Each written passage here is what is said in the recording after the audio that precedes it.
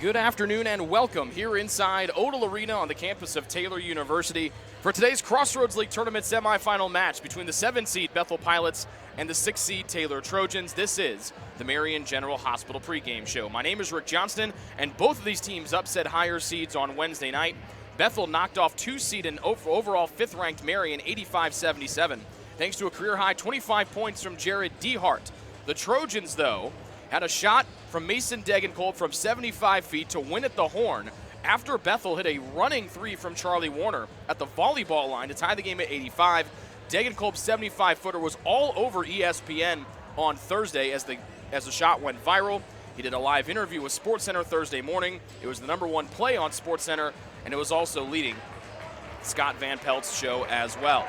Within the win, Degenkolb scored Taylor's last 7 points for the Trojans, and he moved into 5th place all-time on the Taylor all-time scoring list. We have a lot to cover with the head coach of the Trojans, Josh Andrews, and we'll get to that pregame interview right now.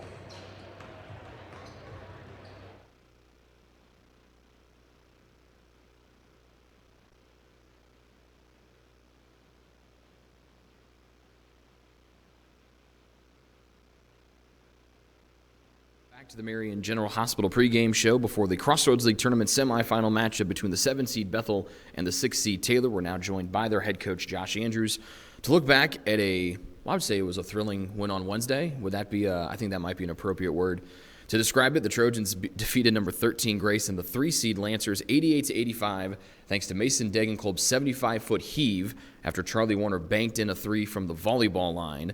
Mason let it go with about 0.2 of a second left. There was 1.6 seconds left on the clock. Take me back to that moment.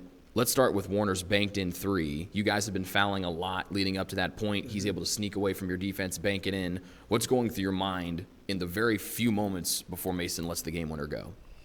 We should have fouled him before he banked in the three. That's what I'm thinking as the coach. We didn't, and we didn't execute there the way we wanted. He made a really nice move to avoid us. That's why you play that game. I've been on the receiving end of that three multiple times, and we talked to our guys about that a lot. When any player is taking a shot in that situation, your confidence level, and it seems like the percentage is higher. You're supposed to take the shot. There's no stress or pressure. You're getting a shot off, and he's a great player. He's had a great career there at Grace. He made a huge play. Really, really impressed by Jason Hubbard's savvy to get the ball out and to kind of pause. You see that happen at times, and most guys are frantic and they throw it, and he paused, kind of assessed the situation, and Mason did it at the same time. Mason takes a look over both shoulders to see if he's going to get jammed on the inbounds, realizes he's not, and then I'll use the same word, was savvy enough to kind of banana cut to start his motor there so he could get behind the ball. He knows he's got to bounce before he can get it off. And I think from that distance, that's the only way you're going to get that shot off. You got to get a little bit of momentum. And so it's just amazing. I had obviously the best view watching him let it go and go over my head and look at it in. And it's just a crazy deal. You could coach 50 years, and I don't know that you get that opportunity. So it was awesome. Then you got to show off the vertical leap a little bit. You were the first one that met Mason. You both chest bump in the air, and then it was just pure insanity. Mason's running into the stands. James McLeod is laying on the floor in disbelief. The Grace players are in disbelief. Sure. Everybody everyone was probably in disbelief. They just were either very happy or they were very sad. What's going through your mind when that ball goes through and then just pandemonium hits? Yeah, I heard Mason say that in his interviews. He doesn't really remember. It's probably the same. That's the highest I've gotten off the ground in about 15 years.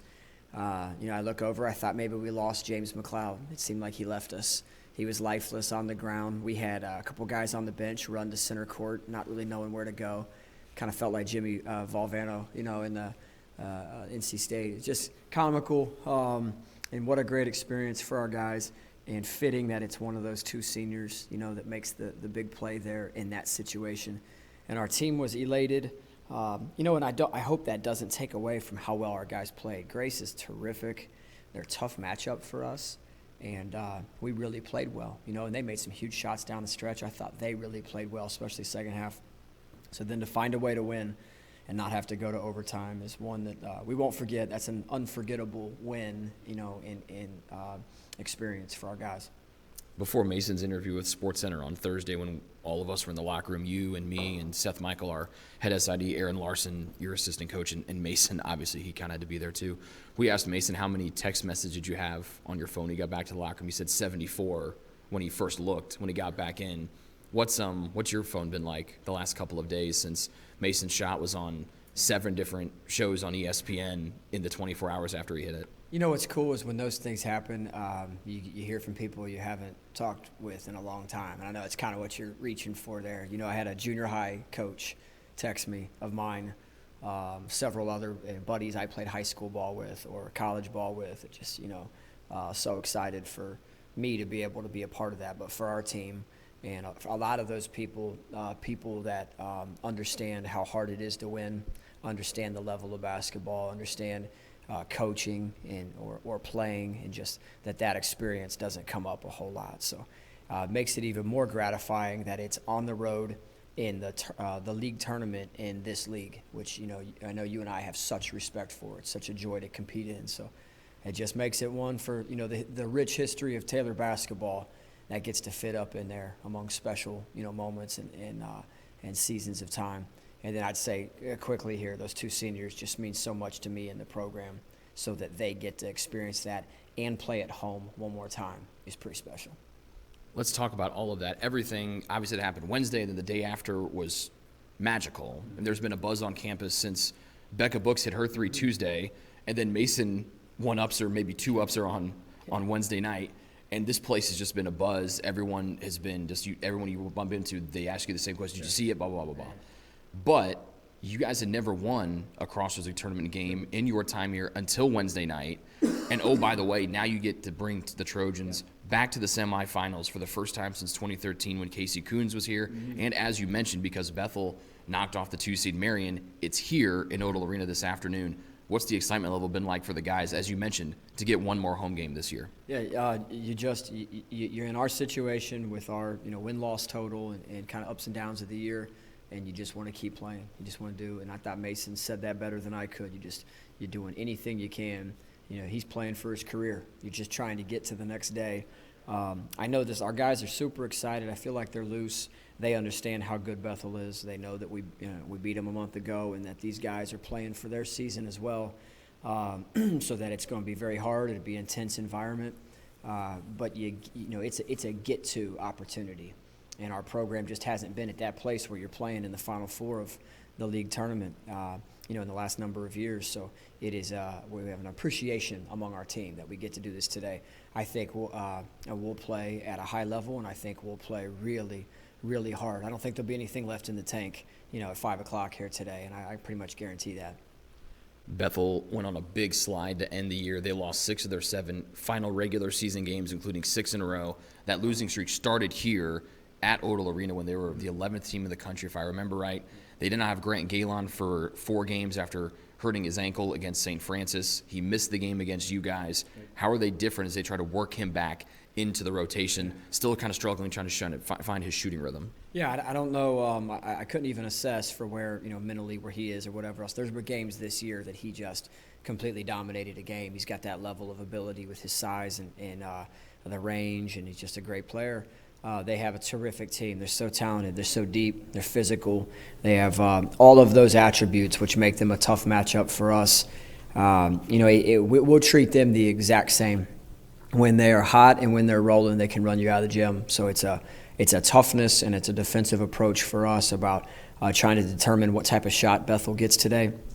I think when you study our team throughout this year in 17 wins, especially in the big wins, the litmus test of our success has been, have we taken care of the basketball? So that, again, today, when you and I meet here a few hours, we'll be able to assess how well do we take care of the ball. When our team gets the shots from execution, we're pretty good. When you can take some of those away from turning us over or whatever that is, there's some margin there that's hard for us to make up. So we need to play really well today. I know our guys know that. I don't really consider that pressure. You ask for this environment, you ask for this opportunity, so you embrace it. And, it's going to be two pretty good teams going at each other today. Josh, thanks for the time. Best of luck against Bethel this afternoon. Yeah, thanks so much. Appreciate the coverage, Rick.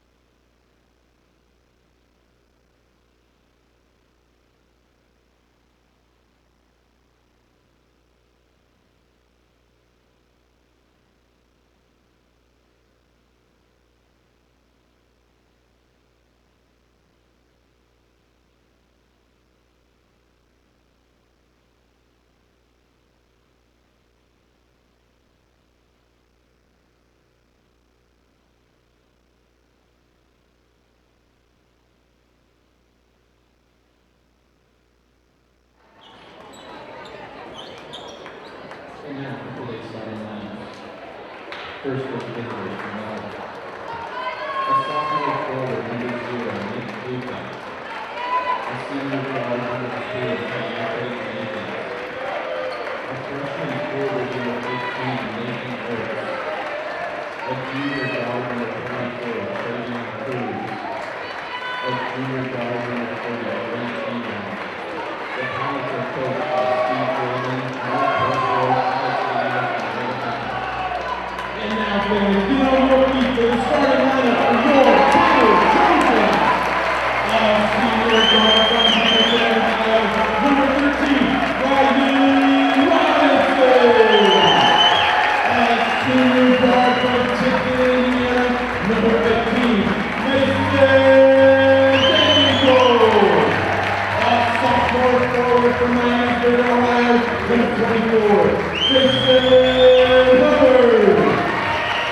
Junior forward from Lawrence, Indiana, number 31, James McCloud. And a sophomore forward from Pakistan, Ohio, number 35, C.J. Graham.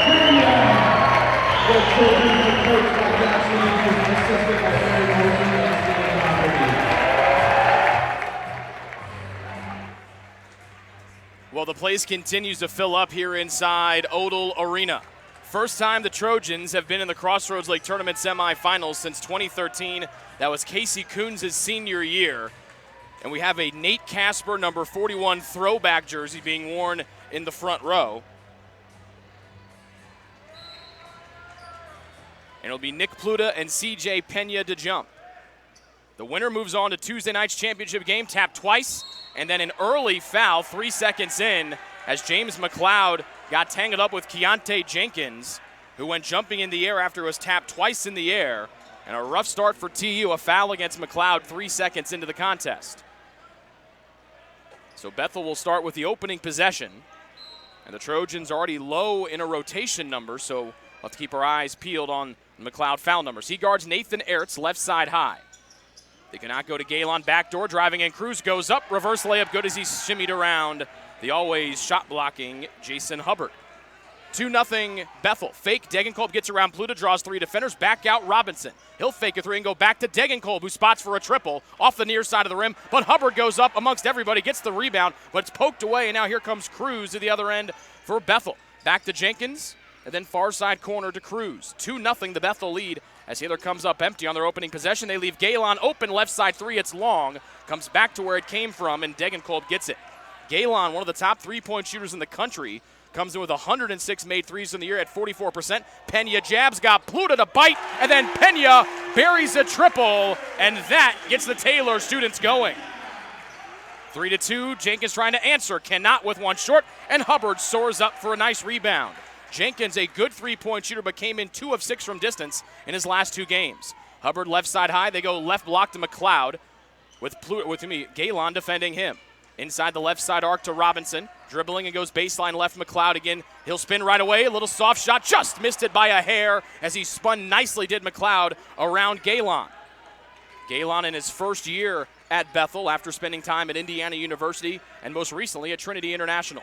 Bethel from right to left in blue with white numbers in the gray trim. Taylor in the all-white as Cruz steps into a three ball off the right side of the rim. McCloud boxes out Ertz and able to poke the ball up to one of his teammates. Still Taylor in front, 3-2. Hubbard baseline right. He's fouled on the take by Keontae Jenkins because Jenkins didn't want to let Hubbard go rip the rim off to our right.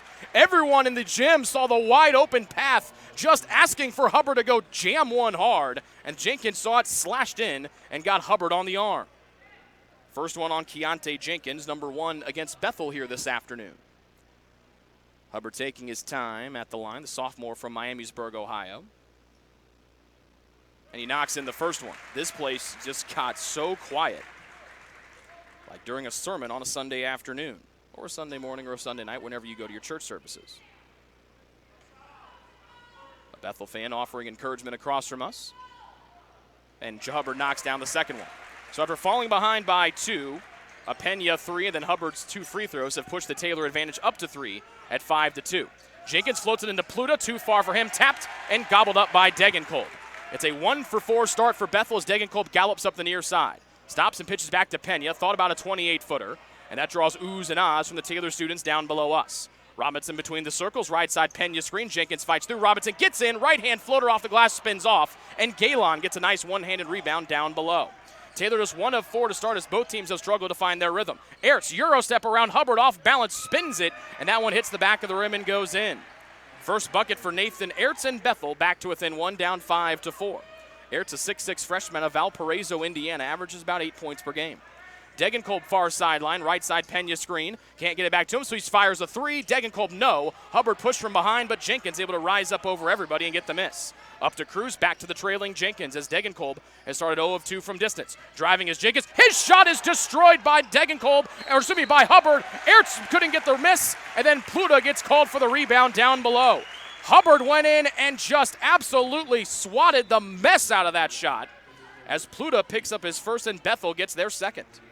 And then Pluta will go to the bench quickly in relief. Comes in Filip Sogota, the 6'7 freshman of Belgrade, Serbia. 5-4 the Taylor lead.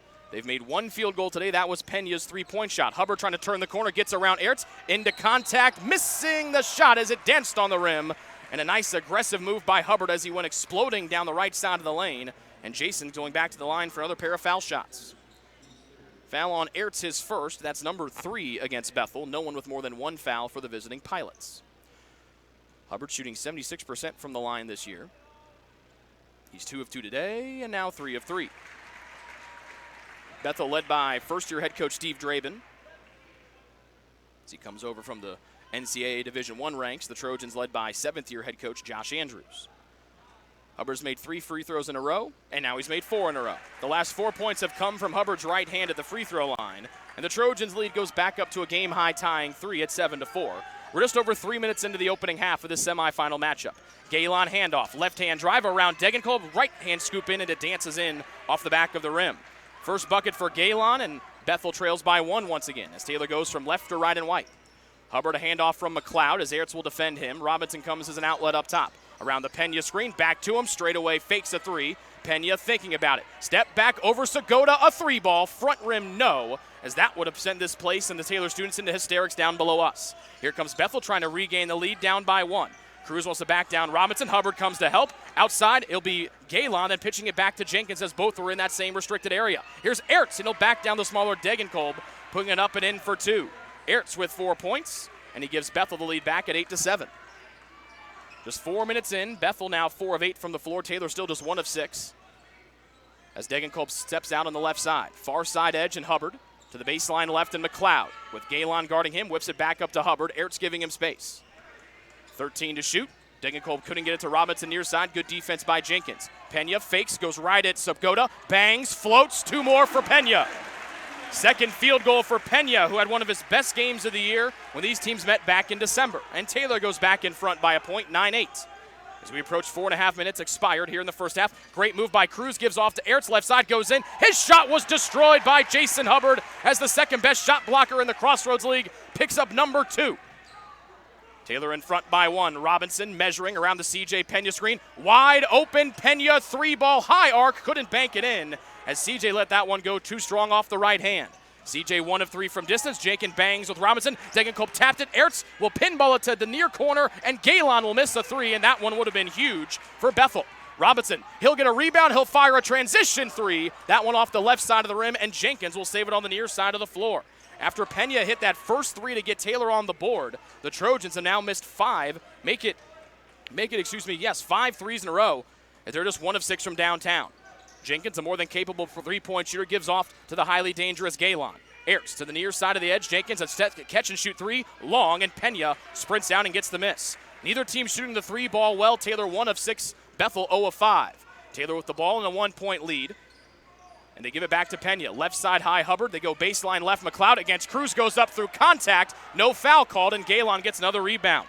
A crafty move there by Cruz as he went in hard, altered the shot from McLeod, and Galen picks up another first-half rebound. Cruz gets downhill, lays it up, and it rolls off the rim, and McLeod will snatch down the miss for Taylor. Just almost another block there for Hubbard. Good job by Cruz to keep it away from Hubbard. Crossover, Robinson, step through, off balance, flips it back near side as Robinson took a spill, and that'll be the 4th first-half foul against Bethel. It'll go against Nathan Ertz, his 2nd. A crossover from Robinson, and he tried to jump through 2 defenders. and the foul is called against the visitors.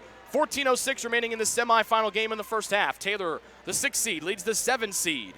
Bethel, 9-8 here on the Trojan Sports Network. It's true. Many of us spend more time thinking about what's for dinner than thinking about retirement.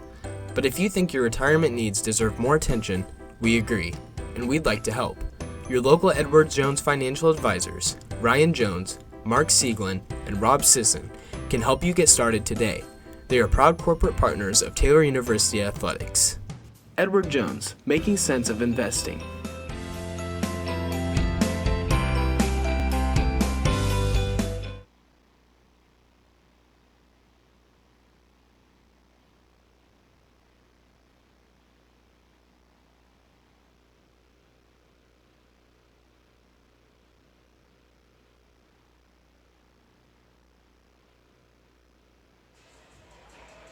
First media timeout, 14:06 remaining in this opening half of the Crossroads League Tournament semifinal matchup. The other semifinal pits the 1 seed Indiana Wesleyan against number 4 seed Spring Arbor. If IWU wins, they'll host the championship game on Tuesday. If Spring Arbor wins, they'll host Tuesday night's championship game. Bethel 4 of 12 from the floor, Taylor 2 of 10. So neither team shooting the ball particularly well. Bethel 0 of 5 from 3, Taylor 1 of 6. The difference right now, Taylor has made all 4 of their free throws, all coming by Jason Hubbard. Hubbard has 4, Pena has 5. 4 for Ertz, 2 for Cruz, and 2 for Galen. Those are the scoring for both teams. Robinson will get it in after the Bethel foul in the media timeout. Vincent Miranda has come in for TU. A high fling up near the volleyball line that Pena easily gathers in. Degenkolb v. Cruz on the near side. Taylor with the rock. Robinson off a screen. Goes to the left edge. A mid-range jump shot. Hubbard spins off the rim. Pena could not tap it away. It's both Cruz and Segota. And then both realize they're on the same team. Segota relinquishes the ball and allows Cruz to jog to the front court. Bethel from right to left in blue. Taylor defends in the white. Gavin Rassler also in. And here comes DeHart. DeHart, a career-high 25, shimmies and shakes. Back out to Rassler. Catch and shoot right side 3 short. Right to Degenkolb, and it's an 0 of 6 3-point start here for Bethel. Degenkolb finds the trailing Miranda. Pena trails, has 1 3 today. Let's make it 2, as that one brought rain from straight away. Pena with 8, matching Bethel's output by himself, and Taylor takes a game-high lead of 4, 12-8. DeHart, Cruz, Segota, Rassler, and Jenkins. The 5 out there for Bethel. Cruz and Jenkins, the only 2 starters. Jenkins from the top, right side high, DeHart. Left-hand drive, got by Miranda, off-balance flip, threw it out of bounds on an air ball as he tried to get a foul that will not come. DeHart, again, fantastic on Wednesday for BU with that career-high 25 as Jeff Clayton makes his first appearance. Degenkolb out along with C.J. Pena. As Segota exits for Bethel, full court press put on by the Pilots. Their newest player in is Maxwell Newman, their top shot blocker. Hubbard will try to bring it from the backcourt, racing away from Rassler. Now will angle to the near side outside the arc. It's Hubbard, Robinson, Clayton, McLeod, and Miranda as McLeod has come back in for Taylor. 14 to shoot. Taylor leads by 4. Miranda will go to the baseline right in Clayton. Newman defends, floats it up top to Hubbard with 7. Trying to find Robinson, they do. 5, free throw line, 4, Hubbard, back to Robinson, open 3 before the shot clock expires, and Robinson buried it. First scoring for the dynamic Ryan Robinson, and it's back-to-back triples, Pena and then Robinson, and Taylor's lead grows to 7. 7.5 minutes gone here first half. They look Rassler's way against the smaller McLeod. Backing down baseline right, spins, hook shot, good. Nice aggressive move by Gavin Rassler, the 6'5", 215-pound big man. That stops the 6-0 Taylor burst and draws Bethel to within 5. Clayton, right side circle, spinning away and giving it off to Robinson. Clayton sets that right side screen, got Robinson free, measuring, and is spun all the way to the near side arc in Hubbard. McLeod calling for it, mismatch with the smaller Cruz. Bad pass, it goes all the way to the far side of the floor, and Jeff Clayton, who bangs and floats. That one just off target right. A good aggressive move by Clayton, but could not get the soft shot to go. Still a 5-point Taylor advantage. Jenkins goes flying down the lane. His back was to the basket. They wave the shot off as he somehow spun it in with his back to the rim. Bethel's bench explodes in disagreeance, but it'll fall on deaf ears as Ryan Robinson picks up his first foul for Taylor. His first team's second, but what a move by Jenkins to throw the ball in with his back to the rim. They lob it into Cruz. He'll chase it out near the volleyball line. Back to DeHart, pulls up from 10 feet and rattled it in from the left side. DeHart inbounded it and came back and got it.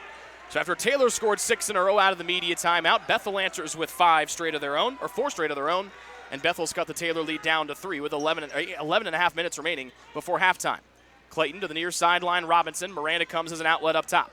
Right side Clayton screen, Miranda double team momentarily. Flings it far side to Hubbard. Rassler giving him space, pull up, mid-range jump shot, long for Hubbard, goes back up off the basket support, but it's pulled down by Newman underneath. Bethel on a 4-0 burst, they trail by 3. Trailing is Cruz, steps into a 3-ball, and he misses it short. Rassler gets the rebound, he turns around, his right hand just spun off the rim, and McLeod able to gather it after his pinballed around. An 0 of 7 start for the 38% three-point shooting Bethel team. McLeod through a double team, he's hammered, and a foul finally comes. Oh! They'll say a held ball. We'll keep it here with Taylor. They came in, there were 2 guys there on McLeod. It looked like they might have gotten him on the arm, but they'll say they got the ball clean. As Robinson and Clayton exit, Pena and Degenkolb return for the home team. Keontae Jenkins out, Grant Galen returns for the visitors from Bethel. 10:51 to go first half. Taylor on top 15-12.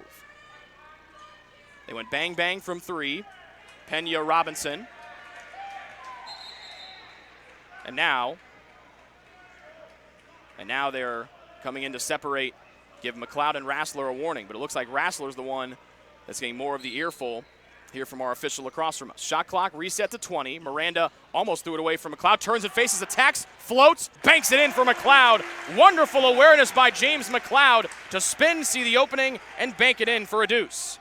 Taylor's lead back up to 5 as we inch closer to the halfway point of half 1 of this semifinal showdown.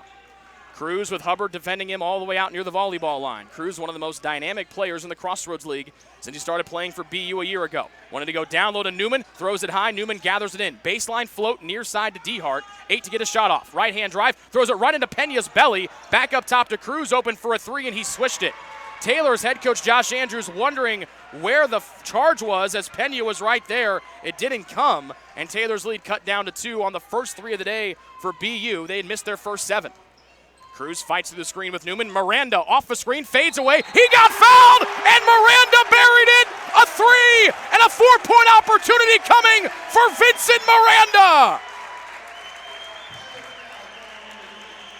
That's Miranda's deal. He has got a knack for the 4-point play. Hit it, got fouled, swished it, then spun on his backside to celebrate with the Taylor students down below us. An 80% free throw shooter is Miranda, and he rattles that one in. And just in the blink of an eye, Taylor goes from only up 2 to up 6 as we cross the halfway point of the first half. Bethel from right to left in blue. Miranda switches on Cruz off of a screen. He wants to get his second 3 in a row. That one off target right. Degenkolb with another rebound for the Trojans. He'll float it far side to Hubbard. Attacking in transition, bangs, whips it up top to Pena, but Hubbard was fouled in the paint as he tried to whip it back to Pena, who was open to try for 3 again. There's the 5th first half foul against Bethel. And it goes against Jared, no. I guess it is against Jared DeHart. I missed one of his fouls there. That's his second, the hero from Wednesday. Hubbard out for Taylor. DeHart out. Jenkins back in for Bethel. For the Trojans, it's Robinson who enters to get Hubbard. He's out there with Degenkolb, McLeod, Pena, and Miranda. Bouncing far side, McLeod, handoff back to the wheeling Robinson. Crossing over left hand, spinning back to his right. Pena will set the screen. One hand pass to Degenkolb, jab. Cruz won't bite. Cruz a smart defender. Degenkolb backing it out. Pena trying to post up mid-post right. They float it to him. CJ turns and faces the basket against Newman. Left hand drive. Pena spins, trying to find an angle. Pass deflected. Miranda got it back, throws it back. McLeod, before the shot clock expires, left that jump shot short left side with 4 to get a shot away. Up to Jenkins, they stop and pop a transition 3, and Jenkins will roll it in near side. Hit the near side of the rim, but rolled home. Jenkins, as we mentioned, missed his first 2 threes of the afternoon, but he gets his 3rd one to drop here. Bethel draws back to within 3. Spinning back, Degenkolb thought about answering with a 3 drives. Jenkins knifed at it. Degenkolb didn't care. He muscles through Cruz and gets his first bucket of the day as Degenkolb turns around and looks for a foul. Taylor's lead back up to 5. Rassler, 2-hand bullet pass to Newman, mid-post right. Spins on Pena, left-hand hook. Good for Maxwell Newman on a nice turnaround in the paint. The 2 teams' offenses have picked up mightily here as the Trojans lead back down to 3. Far sideline Miranda with 8:38 remaining in half 1. Right side Pena screen, got Degenkolb free, pulls up, off balance free throw line, jump shot clean. And after being quiet, Degenkolb missing his first 2 shots of the day has hit 2 in a row. The Taylor lead back up to 5 as we inch closer to 8 minutes remaining in the opening stanza here of this semifinal matchup. Rassler off a handoff, back to Jenkins, McLeod defending. Left hand step back, 3-ball, high right side. Jenkins will spin it short. That's an over the back on Galen that does not come. Taylor able to get the ball with Miranda, darting up the far sideline. He'll angle around a Pena screen. Galen poking at it, can't get it. Near sideline, Robinson, mismatch with Rassler. Could not throw it into Pena. Good job to cup it by Robinson to not turn it over. Ryan again with Rassler. Blows by him, throws it to the cutting McLeod, whose reverse layup is good. What vision from Ryan Robinson. And McLeod circused it home, and the Trojans match their game-high lead of 7. 27-20 with 7:45 and counting here in half one as Bethel will slow her down. It's Cruz, high right side as Bethel shoots from the basket to our left. Tries to get around Miranda, off balance, throws it up, wildly missed it, but Cruz gets his own miss through 2 defenders and claps right at Miranda and Pena. Cruz looking for a foul that falls on deaf ears, and that draws the Bethel folks to call a timeout, and Bethel back to within 5. Taylor leads 27-22 with 7:29 remaining here in the opening half of this Crossroads League Tournament Semifinal matchup. 30-second timeout, Bethel. Your heart, well, your heart is everything to you and your body. At its favorite. What limits you? Too small, too old, insecure, broken. You have no limits.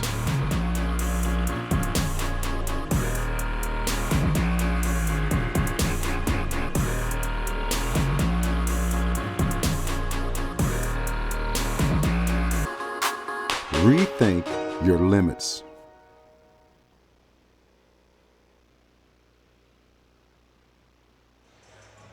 With our fantastic crew, Heidi Dalton on the camera, and the lifesaver today, Emily Daniels, running the computer. Rick Johnston with you. 27-22, Bethel calls a 30-second timeout after a Cruz basket in traffic. They trail by 5 to the Pilots. Taylor with the ball in the backcourt. They'll break the Bethel full court press. Now it's a 3-on-2. Degenkolb cannot get an angle, and now waits for reinforcements. Flings it to the open Miranda, who drives right down the baseline left into the air and floats it to the volleyball line, and Hubbard, and now into the hands of Robinson. Crossing over right hand as Ertz defends, who came in during the timeout. Robinson keeps the dribble alive, blow by on Ertz, flings it far side. Miranda wants his second 3. Got it! Miranda got it over Jenkins in front of the Bethel bench. 7 for Miranda, 2 of 2 from distance. And Taylor has a game-high lead of 8 with under 7 to go here in the first half. Cruz gives off to Newman, and Jenkins far sideline. Robinson around a screen, mismatch. Jenkins didn't let go. Nice tap by Miranda. Cruz got it back. Galen fakes a 28-footer. Baseline left, fadeaway over 2 defenders. Missed it short, tapped. Degenkolb rips it, was fouled, and now it's a 3-on-1. Degenkolb, no look, dish. Robinson lays it up good. Newman slapped the glass but could not beat the electrifying Ryan Robinson to the other end of the floor. 10-point Taylor lead, a quick 5 out of the Bethel TO. And now Odell Arena reaches full volume. Cruz wants to take Miranda himself, bangs, Miranda stripped it clean. Here comes Hubbard on a fast break near side. Hubbard angles, scoops it up, it just rolls off. McLeod came in and poked it off the glass, and now Bethel will accelerate the other way. Newman goes in, here comes Hubbard from behind, but they call Miranda for a block as he was just inches inside the restricted area, but you could see Hubbard tracking down Newman like a lion on the safari in Africa. Newman had no chance to get that shot off because Hubbard was hunting him down. And for some reason, the entire Bethel coaching staff has come almost all the way out to midcourt to complain about the call. Head coach Steve Draben is not happy across from us. Keontae Jenkins trying to pull him back. But this conversation ongoing here. Jenkins then waves his hand as like to say, whatever, let's get out of here. And then a couple more Bethel assistants give a couple more words to one of our officials. We hit a media timeout. The foul is on Miranda of Taylor, his first, Taylor's third. And with less than about 6:02 to go here in half one, Taylor has a 10-point lead. Best One Tire and Auto Care Upland is proud to support Taylor University Athletics. Located at 148 South Main Street, Best One is open 6 days a week. Owner Mike Pearson and his staff offer replacement tires from brands like Bridgestone, Firestone, and Goodyear. Customers can also shop for tires from the comfort of their home by using the online tire finder. When it's time for mechanical repairs, Best One's ASE certified technicians can perform a wide range of services to get their customers back on the road. And those same technicians can do repairs on fleet vehicles as well. Taylor Athletics says thank you to Mike Pearson and everyone at Best One Tire and Auto Care Upland.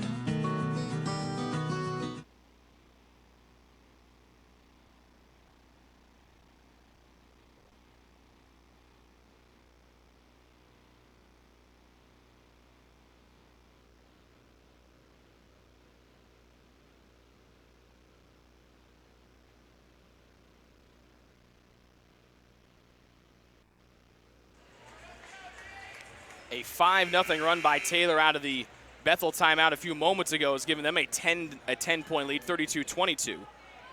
After Taylor missed the layup on the other end, Bethel got out on a break, answering the Taylor fast break, and Maxwell Newman drew a block on Vincent Miranda. And now Travion Cruz, along with Bethel head coach Steve Draben, they continue to talk to our officials. Draben was not happy at all with the officiating crew before we went to the media timeout. And they continue the conversation here after we get ready for play. 2 free throws from Maxwell Newman, freshman from Monrovia, Indiana.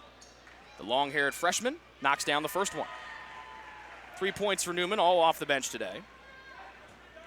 Newman averages 9 per game. He's Bethel's top shot blocker with 32. Shooting 57% from the line, made the first, missed the second, as McLeod comes in and gets a one-handed rebound. Degenkolb, McLeod, Robinson, Hubbard, Miranda.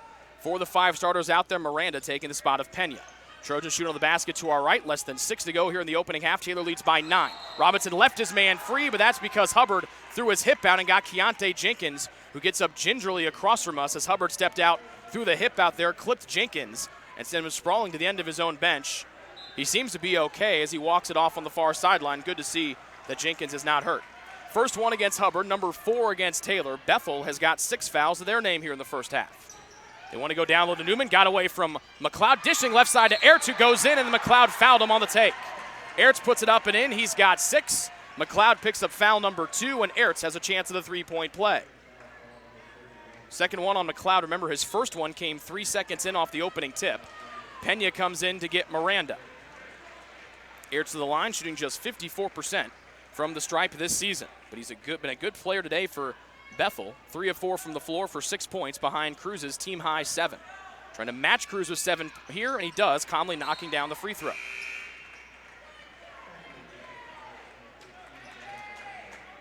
That cuts the Taylor lead down to 6 as Ertz exits. And Grant Galen comes back in for Bethel. Galen got hurt either in or after the St. Francis game, then missed the next 4. Did not play in the game here against Taylor about a month ago. He averages about 17 points per game this season, averaging just about 10 in the 4 games back, but has struggled to find his shooting rhythm. Degenkolb will run the show from straight away. Cannot give the pass to Robinson. Good closeout by Jenkins. Pena tried to hand it off, then poked away. Degenkolb gets it back, and now Pena after the poke from Newman. The shorter Cruz guards Pena. Now Degenkolb against the taller Newman. 7 to shoot. Degenkolb fakes, drives, and they get Degenkolb for a double dribble. Try to do a little head fake and then a little dribble in front, but they get Mason for a discontinued dribble. That gets the Bethel fans across from us happy. That's just the second turnover for Taylor here in the first half. Bethel has 2 to their name as well. 6-point Taylor lead. Bethel with the rock from right to left in blue. They go to Newman on the baseline right. Pena defends, jumps and flips it near side. Rassler rainbowing a 3 home near side. Rassler, a 34% three-point shooter, missed his first try of the day, hits his second. After Taylor built up that 10-point advantage, it's a 7-0 run here for the Pilots. They trail by 3. 4:45 to go first half. Robinson runs into trouble. Now re-engages high right side. Near edge, Degenkolb jab. Thought about rising over Cruz for a 3. Bangs. Blocked from behind by Cruz. And now Bethel will try to get a run out. Cruz accelerating up. Near side Jenkins got into Robinson's body. Goes up. And then Hubbard says, I do not think so. Now Pena running. Jenkins got away with a foul. Nice bounce pass. Degenkolb over Jenkins. Too strong. Tapped out. Degenkolb taps it wildly in the air. Saves it back near side. But they'll say that Degenkolb hit midcourt. And they'll call it over and back. Taylor head coach Josh Andrews saying the possession was never reestablished as it was tapped back by Bethel. And now will our officials huddle together? They will.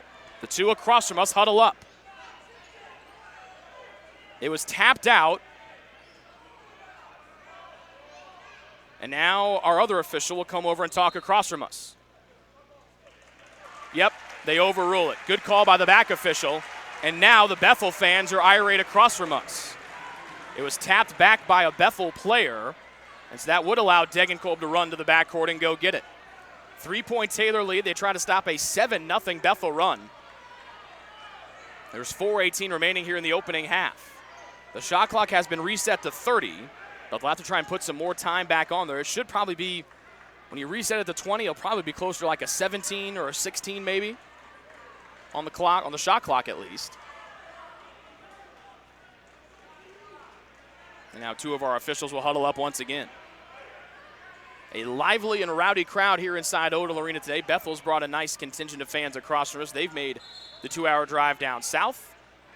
And now an official's timeout on the floor with 4:18 remaining in the first half. So they'll huddle up, our officials will, and talk this thing over. And we'll take a short break. Taylor on top by 3, 32-29, with 4:18 remaining in the semifinal of the first half of this semifinal matchup.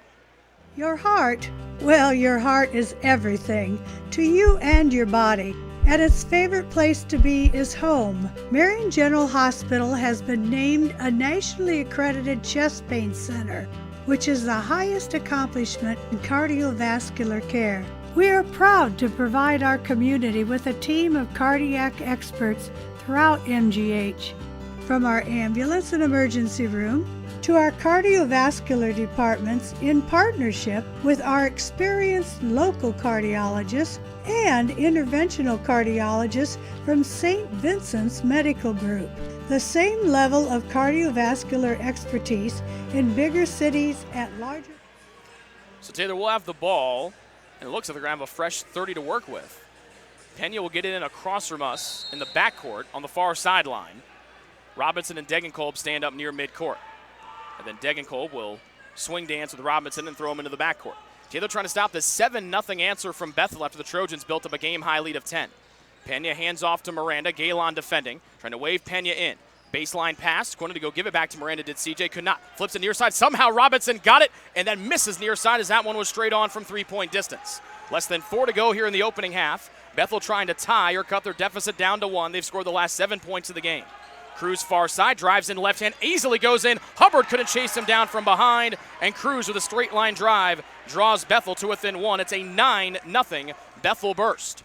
And 9 for Travion Cruz, their best player.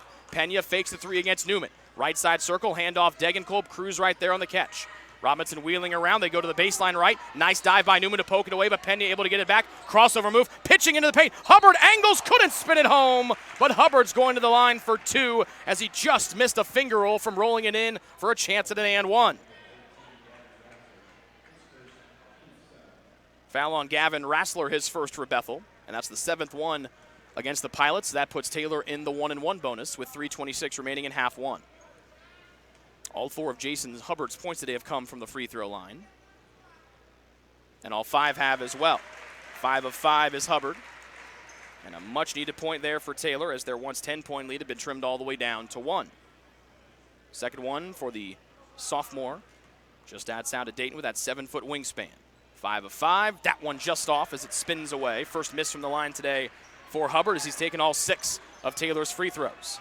Bethel from right to left, they can tie or take the lead down by 2. Rassler trying to body up with a smaller Miranda, flings it near side to Newman. Newman not a three-point shooter, throws it away, gobbled up by Degenkolb. Galen slapped Degenkolb on the arm. Degenkolb stops and pops, transition, elbow, jump shot long, and Cruz gets the rebound as Taylor had a fast break with numbers. Cruz the other way. Nice screen by Newman, stops off Hubbard, and now Pena switches to Cruz. Head fake and a good job by Pena to avoid crashing into Cruz from 3. Jenkins for the lead from 3, off target right. Hubbard leaps into the air and pulls down yet another rebound. That's Jason's 4th of the opening half.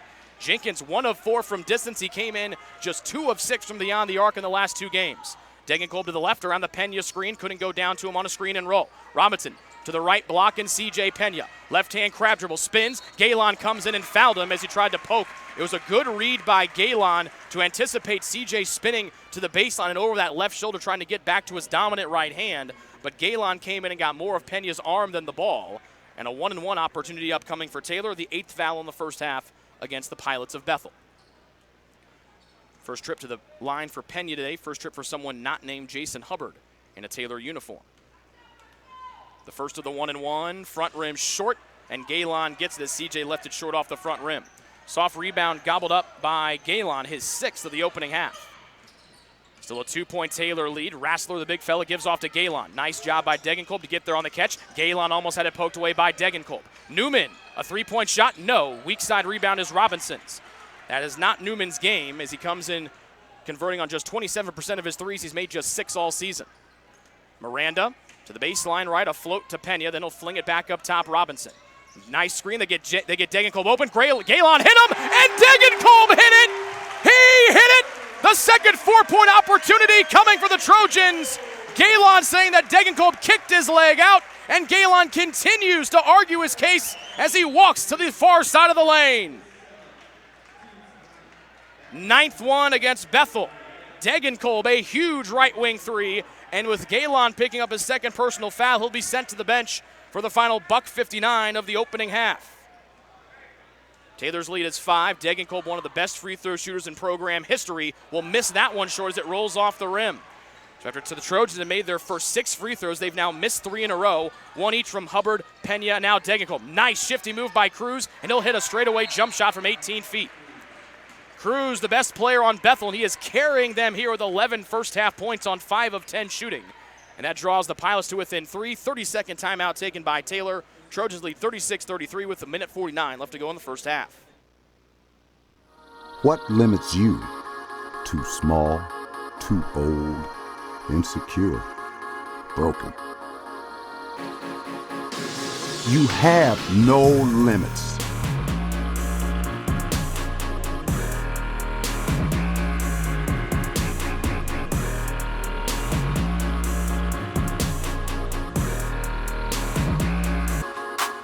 Rethink your limits.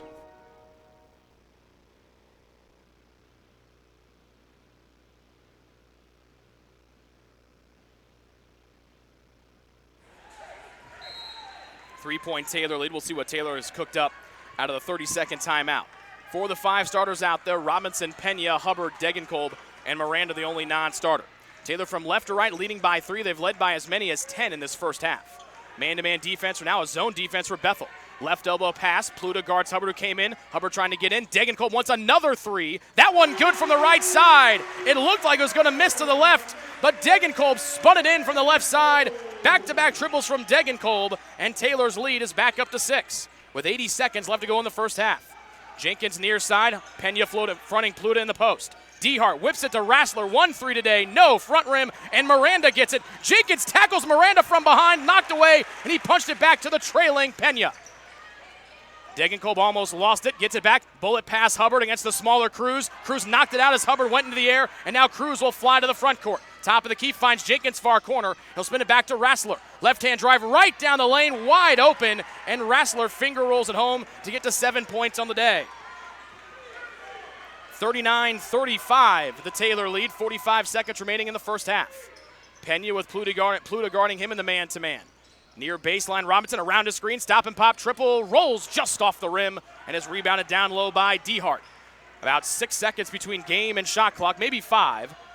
With Bethel with the ball from right to left and blue down 4. We have not seen a lot of Dehart, the big guy and the big shower from Wednesday, with 25 points, or career high, because he has 2 first-half fouls. Degenkolb poking at the ball with Dehart, looking for an offensive foul against Dehart. The chant is defense from the Taylor fans down below us. Jenkins has it with 5 with 4. Left-hand drive spins off of Degenkolb. Fade away. Cruz with 1 second lets it go, and he hit it in front of the Taylor bench for a 3. 14 first-half points. Degenkolb has his shot blocked by Jenkins, and Taylor's lead, which was once 10, a desperation 3 from Trevion Cruz, draws Bethel to within 1, 39-38, as Degenkolb tried to dial another one up from 75 feet. Jenkins was there to block it, and Taylor heads into the locker room, leading by 1 here in this Crossroads League Tournament semifinal matchup. We're back with the BSN Sports Halftime Report after this here on the Trojan Sports Network.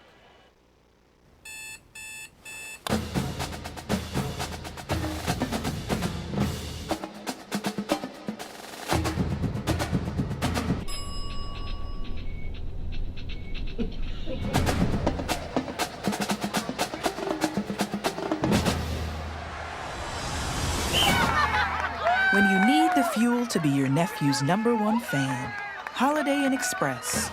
We're there, so you can be too.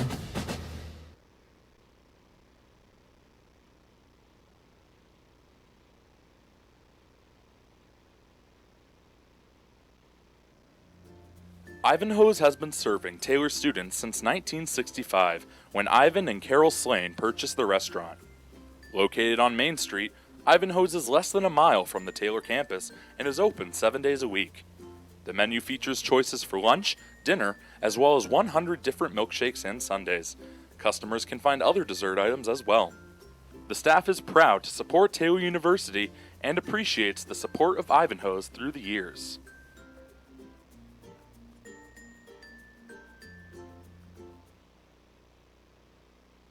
Your heart, well, your heart is everything to you and your body, and its favorite place to be is home. Marion General Hospital has been named a nationally accredited chest pain center, which is the highest accomplishment in cardiovascular care. We are proud to provide our community with a team of cardiac experts throughout MGH.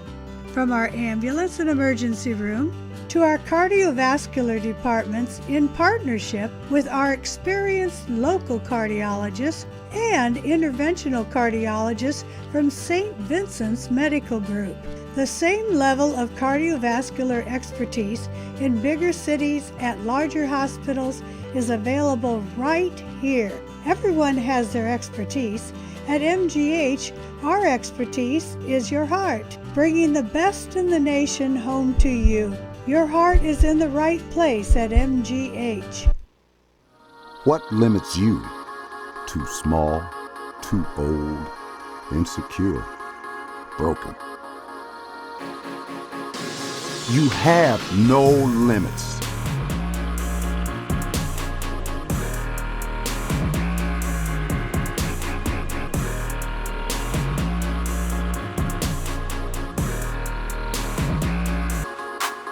Rethink your limits.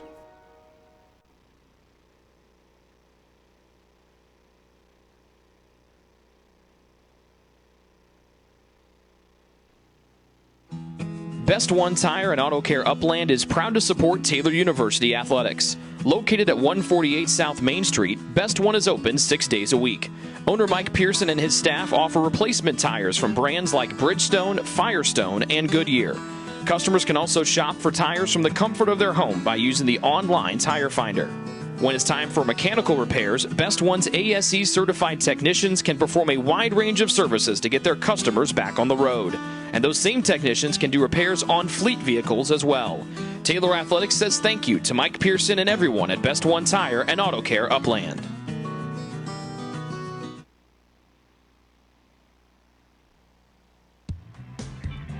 Join the Trojan Club today and support Taylor student athletes 12 months a year. The Trojan Club has 5 different levels of membership for you to choose from. You can join for as low as $150, all the way up to the Trojan MVP level for $1,500. Each level receives premiums, complimentary season tickets, as well as gifts from the athletic department. Members also receive special recognition during halftime of the annual Silent Night game. In recent years, members have helped supply the funds for a sports information position, purchasing equipment for teams and the athletic training staff, and providing broadcasts of Trojan athletics like the one you're enjoying right now. With the support of alumni and friends, the Taylor combination of spiritual growth, outstanding academics, and a highly competitive intercollegiate athletic program can continue. To join, call 765-998-5311 or log on to TaylorTrojans.com and click on the Trojan Club tab at the top of the homepage. The Trojan Club, supporting Taylor University student athletes.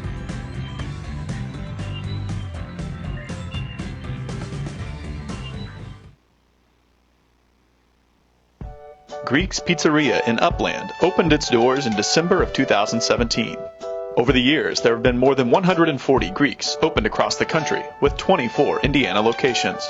When it comes to pizza, Greeks offers customers the option to create their own pizza or to try one of Greek's specialized pizzas. Greeks uses fresh, homemade, hand-tossed dough, Greek's Italian sauce, select blended cheeses, gourmet toppings, and the same method of preparation since the first restaurant opened in 1969. The kitchen can also whip up a sandwich served on fresh French-style bread, or can put that sandwich into a pizza shell wrap. Customers can also add breadsticks or French-style bread as a side item. Greeks also offers a selection of salads and assorted dressings as well. Greeks is located just off Main Street in Upland and is a proud supporter of Taylor University Athletics. Greek's Pizzeria. It's our taste.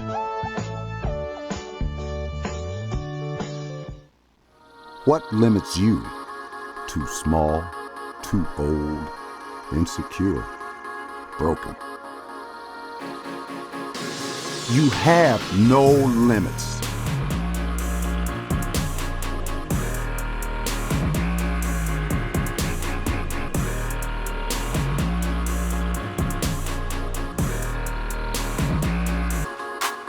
Rethink your limits.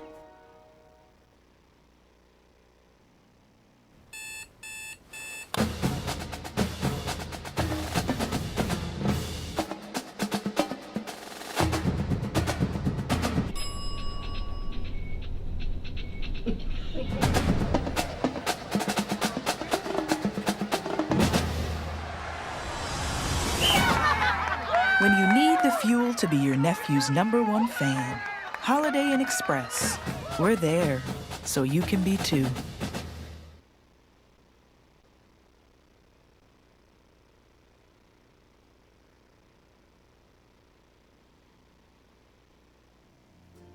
Ivanhoe's has been serving Taylor students since 1965, when Ivan and Carol Slane purchased the restaurant. Located on Main Street, Ivanhoe's is less than a mile from the Taylor campus and is open 7 days a week. The menu features choices for lunch, dinner, as well as 100 different milkshakes and sundaes. Customers can find other dessert items as well. The staff is proud to support Taylor University and appreciates the support of Ivanhoe's through the years.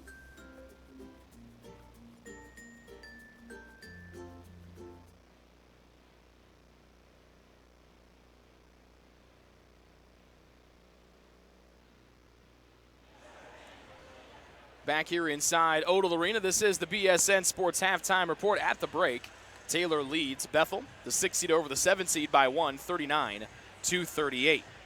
Taylor in the first half, both teams really struggled to get their offenses going. Both teams only had one field goal for the first couple of minutes in the ball game today. Taylor finished the first half 13-32, 41% from the floor. They were 7-15 from 3 for 47%, and they made 6 of their 9 free throws. The problem was they made their first 6, and then they missed 3 in a row to end it. Hubbard had made the first 5 for Taylor, missed his 6th. Pena missed one on a 1-and-1, and then Degenkolb, after getting fouled on a 3-point shot that he made against with Galen running in and clipping him on the leg. Degenkolb, one of the Trojans' most reliable free throw shooters and one of the best free throw shooters in the history of Taylor basketball, left one short, and so Taylor trying to get their free throw shooting back in order when the second half resumes. Bethel, 38 points. That is 5 or 6 below their season average. They shot 44% from the floor, 16 of 36, 4 of 16 from 3, and 2 of 3 from the stripe. 9 fouls called against Bethel in the first half, 5 for Taylor. Rebounding numbers just about even. Bethel with the advantage there, 22-21. Each team with 2 offensive rebounds, but neither team able to get a second chance point in the opening 20 minutes. Taylor assisted on 10 of their 13 baskets. Bethel, 8 of their 16 hoops came off of assists. Taylor turned it over just 3 times in the opening half. Bethel turned it over 3 times as well. The difference there, Bethel scored 3 points off the Taylor turnovers. Taylor unable to score any points off of the Bethel giveaways. 3 blocks, all from Jason Hubbard for Taylor. 2 blocks for Bethel. 1 steal for the Pilots, 3 for Taylor. Points in the paint in favor of the Pilots, 20-10. Bench points, 12-7 in favor of the Bethel reserves. And we mentioned no second chance points, and Taylor had 5 fast break points in that opening half. Individual scores, Travion Cruz, the All-American and the best player for Bethel, has a game-high 14 points on 6 of 11 shooting. He's 2 of 5 from 3. His second one made it a 1-point game at the break with the shot clock dwindling as he hit it in front of the Taylor bench. Cruz has yet to get to the line. He's had a full first half, did not come off the floor. Also had 5 boards, 3 assists, and he played all 20 minutes. Gavin Rassler with 7 points, same with Nathan Ertz. Ertz a starter, Rassler in a reserve role. Rassler with 1 3, and Ertz played just about 8 minutes, so very efficient from the floor to get his 7 points. He was 3 of 4. 3 points for Keontae Jenkins, their 3rd leading scorer on the year. He has struggled recently shooting the 3, just 2 of 6 coming in. He's 1 of 5 from beyond the arc in the first half. Their 2nd leading scorer, Grant Galen, who averages 17 points per game. 2 points for him in the first half, 1 for 4, 0 of 2 from 3, but he does have a team best 6 rebounds. He also picked up 2 first half fouls. 3 for Maxwell Newman, including 3 assists, which is tied for team high honors. And Nick Pluta and Philippe Segota both played but did not score in the opening 20 minutes for Bethel. The Trojans, led by the All-American and the hero from Wednesday night's win at Grace, Mason Degenkolb. He has a team high 10. 4 of 10 from the floor, 2 of 5 from beyond the arc, 0 of 1 from the free throw line. Mason also had 5 rebounds, 3 assists, and just 1 turnover. CJ Pena had 8 points, a pair of 3 balls for CJ. He was 0 of 1 from the line, 2 of 4 from 3, and 2 boards. James McLeod with 4 points, Jason Hubbard with 5, all coming from the free throw line where he went 5 of 6. Jason 0 of 3 from the floor, 4 boards, and 3 blocks for Jason Hubbard in the first half. 7 for Vincent Miranda off the bench off a pair of 3s. He had a 4-point play for his first point of the day, and then hit another 3. That was in front of the Bethel bench to give him 7 in the first half. 2 of 2 from the floor, 2 of 2 from 3, and 1 of 1 from the line, and also 2 rebounds. Ryan Robinson struggled to shoot the ball in the first half, just 2 of 6. He had 5 points, including a 3, but he had 4 assists and no turnovers for Taylor in the opening 20 minutes. Jeff Clayton played in the first half, but did not score, and that is the individual scoring for the Trojans today. We'll take a break and come back. When we do, it'll be time for the second half. In this semifinal matchup, the 6-seed Taylor leads the 7-seed Bethel. The winner moves on to Tuesday's Crossroads League Tournament Championship game at either Indiana Wesleyan or Spring Arbor. 20 minutes separates us from one of these teams going to the tournament championship game. We're back with the second half after this here on the Trojan Sports Network. It's true. Many of us spend more time thinking about what's for dinner than thinking about retirement. But if you think your retirement needs deserve more attention, we agree, and we'd like to help. Your local Edward Jones financial advisors, Ryan Jones, Mark Sieglin, and Rob Sisson, can help you get started today. They are proud corporate partners of Taylor University Athletics. Edward Jones, making sense of investing.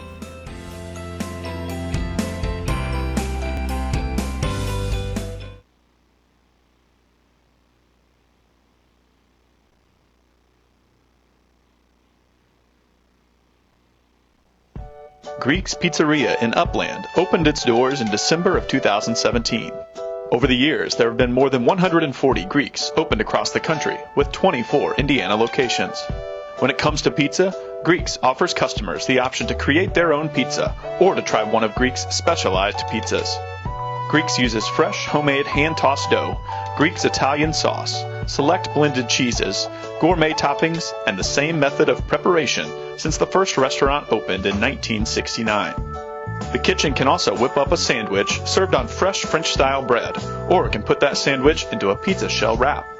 Customers can also add breadsticks or French-style bread as a side item.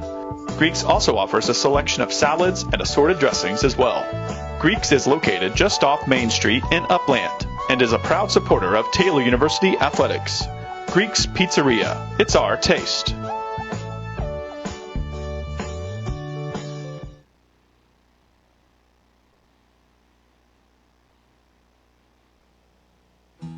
Best One Tire and Auto Care Upland is proud to support Taylor University Athletics. Located at 148 South Main Street, Best One is open 6 days a week.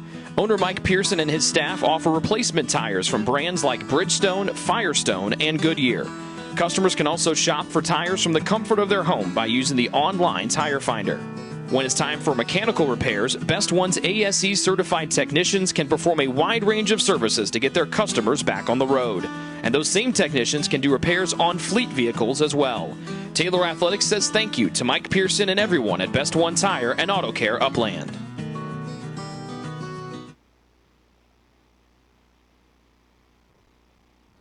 What limits you? Too small, too old, insecure, broken.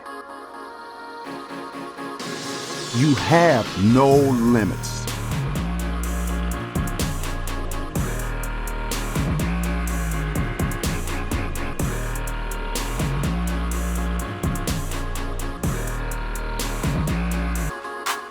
Rethink your limits.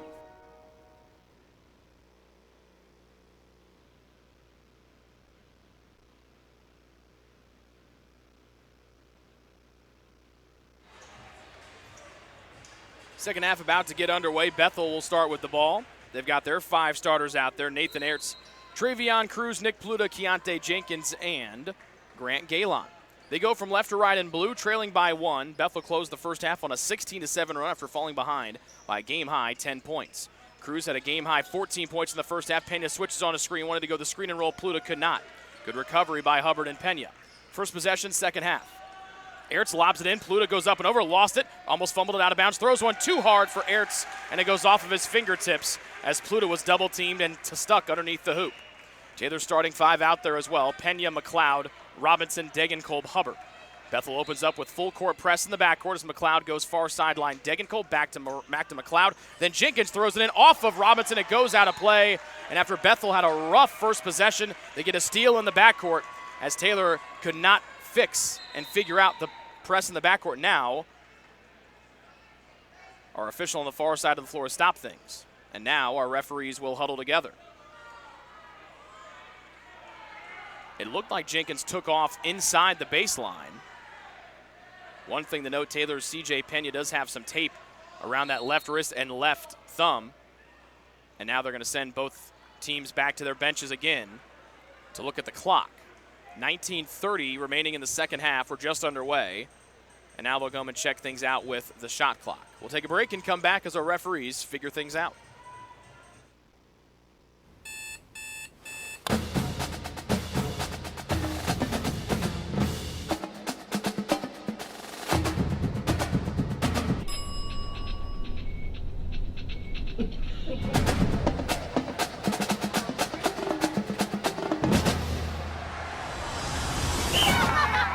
When you need the fuel to be your nephew's #1 fan, Holiday Inn Express.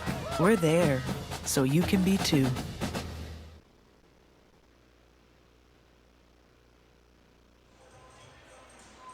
They added 2 seconds to the clock, so they got that figured out.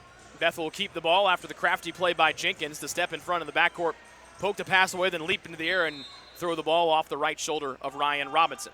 Galen gets it into Cruz near side. Hubbard fights around a screen. Nice tuck by Cruz, floats into the air. Far side, Jenkins trying to give Bethel the lead, and he does with a 3 left side.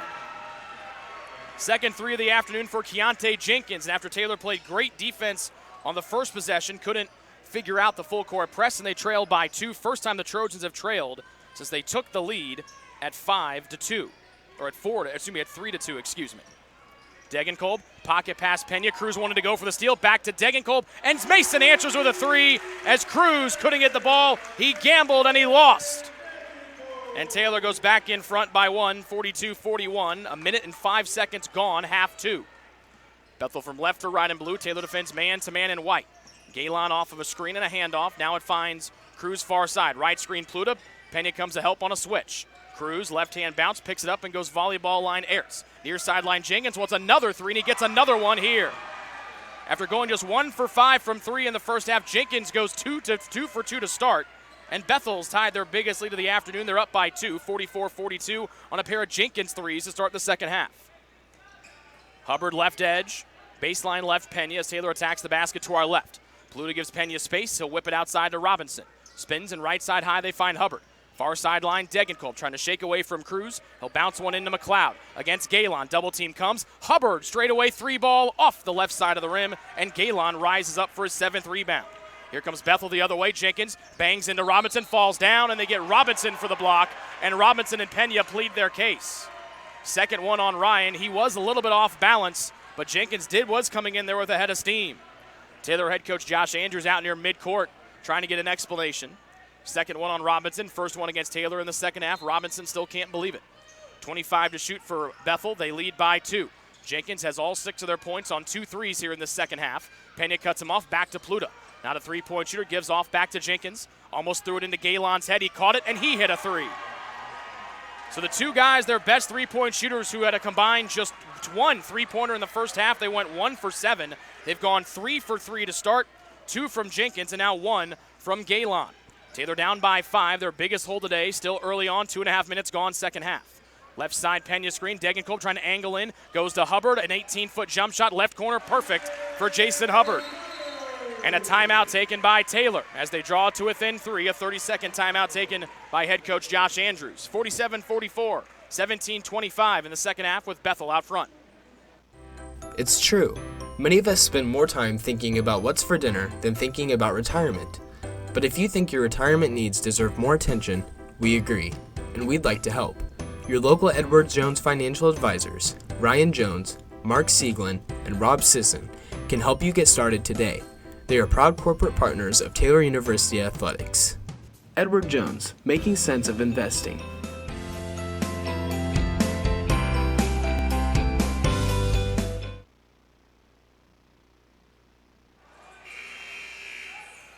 Thirty-second timeout for Taylor. They still have their 4 full timeouts left. Bethel with 1:30 and 4 fulls. A left corner Hubbard jump shot makes it a 3-point Bethel lead. No subs for either team as they remain with their 5 starters again just underway here in the second half of the semifinal matchup. The winner moves on to championship Tuesday night. Jenkins left hand back to Galen. Driving left hand, Pena cuts him off, back up to Pluta, almost traveled with it. Now Jenkins steps back for a left side high 3, and he continues to stay high. Jenkins has made all 3 of his threes here in the second half and quickly has gone from just 3 points now up to 12, making 3 in a row. All 4 of the field goals for Bethel here in the second half have been from 3. Degenkolb tried to hand it off to McLeod, could not. Jenkins running. Degenkolb tried to get him. They go back to Galen left side, and he hits another one. A white-hot start for Bethel, and they take a 9-point lead just over 3 minutes into the second half, as Jenkins and Galen were so quiet in the first half. They haven't missed a 3 in the second. They're 4 of 4. Or 5 of 5, excuse me. Pena trying to take Pluto to the rack. Fade away, 10-footer, no. Short off the far side rim, and Taylor just cannot get anything to go after playing so well in the first half. Cruz, Galen almost slipped. Degenkolb got back to his feet. Now Galen limbering. Holding on to that left knee. Hurt his ankle a few weeks ago. Now they go down low. Pluto around Pena, no, who altered it. Degenkolb far sideline after the Pena pass. 2 defenders in front. Stop and pop transition 3. That one's long. Cruz had it tapped out of bounds as Hubbard went up and over Travion Cruz. A 5 for 5 start from 3 as Bethel has outscored Taylor 15-5. 3 minutes and 57 seconds into this second half. Pluto exits. Philippe Segota comes in for BU. Taylor clapping on the floor, trying to get their energy level back up as they trail by 9. Their biggest deficit today, they had a game-high 10-point lead back in the first half. Cruz, their top scorer in the first half, has yet to score. Jenkins, who's been the white-hot man here in the second half. They kick it near side. Ertz fakes, drives, left hand. Crab dribble. Hubbard knocked it away. It goes off of Hubbard, and the Taylor students disagree vehemently down below us.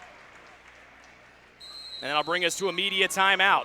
All Bethel here to start this second half off. They're 5 of 6 from the floor and a perfect 5 of 5 from 3.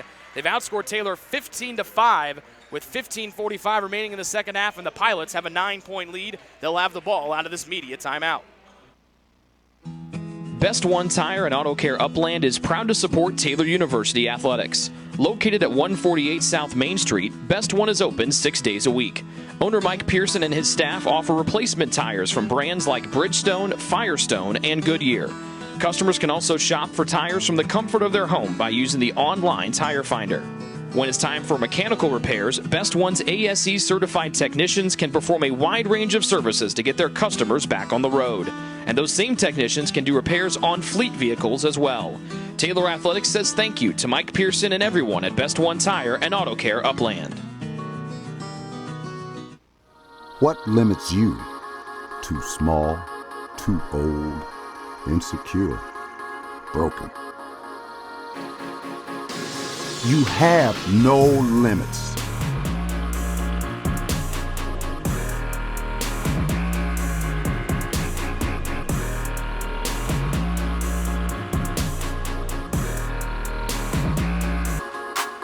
Rethink your limits.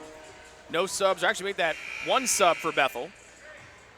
Gavin Rassler comes in for the first time in the second half. He had 7 in the first. Jeff Clayton and Vincent Miranda come in for Taylor, replacing McLeod and Pena. 12 to shoot. Bethel with the ball, far baseline. They lob it into Jenkins, left side high. He has 3 of their first 5 threes. Ball tapped away. Hubbard trying to gather it in. Jenkins saves it, and then he dives into the front row. And Jenkins will get back to his feet. He went diving in head first, threw it off of Hubbard's knee, and now his teammates slap him in the head, and that might not be good as Jenkins went flying head first into the bench across from us. Almost took out 2 of his teammates, but a huge play there by Keontae Jenkins. Did not care about his body, and now Cruz will get it in far baseline with 6 to get a shot off. High lob to Rassler, handoff back to Cruz with 4. Crossover, left wing 3, and he hits 1. A 6 of 6 start from 3 here for Bethel. And they shot just 4 of 16 in the first half. They made all 6 here in the second. And in the blink of an eye, Taylor finds themselves down by 12, not even 5 minutes into the second half. Robinson, floater, right hand, front rim, no. Clayton down low, kicks it out to Hubbard. Miranda's open far side. Hubbard finds him. Miranda 2 of 2 from 3. No, off the right side as Jenkins challenged. Taylor just cannot find a bucket. They've been outscored 18-5 to start the second half off. Clayton poked it away. The ball got kicked back to Cruz. Rassler fires a 3 of his own, and he hits 1. 7 of 7 from 3, and Bethel just cannot miss. They have outscored Taylor 21-5, just over 5 minutes into the second half, and Taylor needs a bucket in the worst way possible right now. A nuclear start for Bethel. 7 of 7 from downtown, and they've outscored Taylor by 16, and they lead by 15. Robinson with 9 to shoot, crossing over to his right hand, down the paint, backs it out, step back, right wing three, no, off the heel. Hubbard got it, had his hand pulled with no call. Jason through contact with no call. He missed it, and now it's a 3-on-1 with Cruz leading it. He'll pass it to the near side, and that laid in by Grant Galen. He's got 10, and it is a 23-5 start to the second half for Bethel, with still plenty of time to go. But Bethel 7 of 7 from 3, and now Keontae Jenkins having words with some of the Taylor students down below us. 61-44. Bethel leads with 14-16 remaining here in the second half of the semifinal matchup.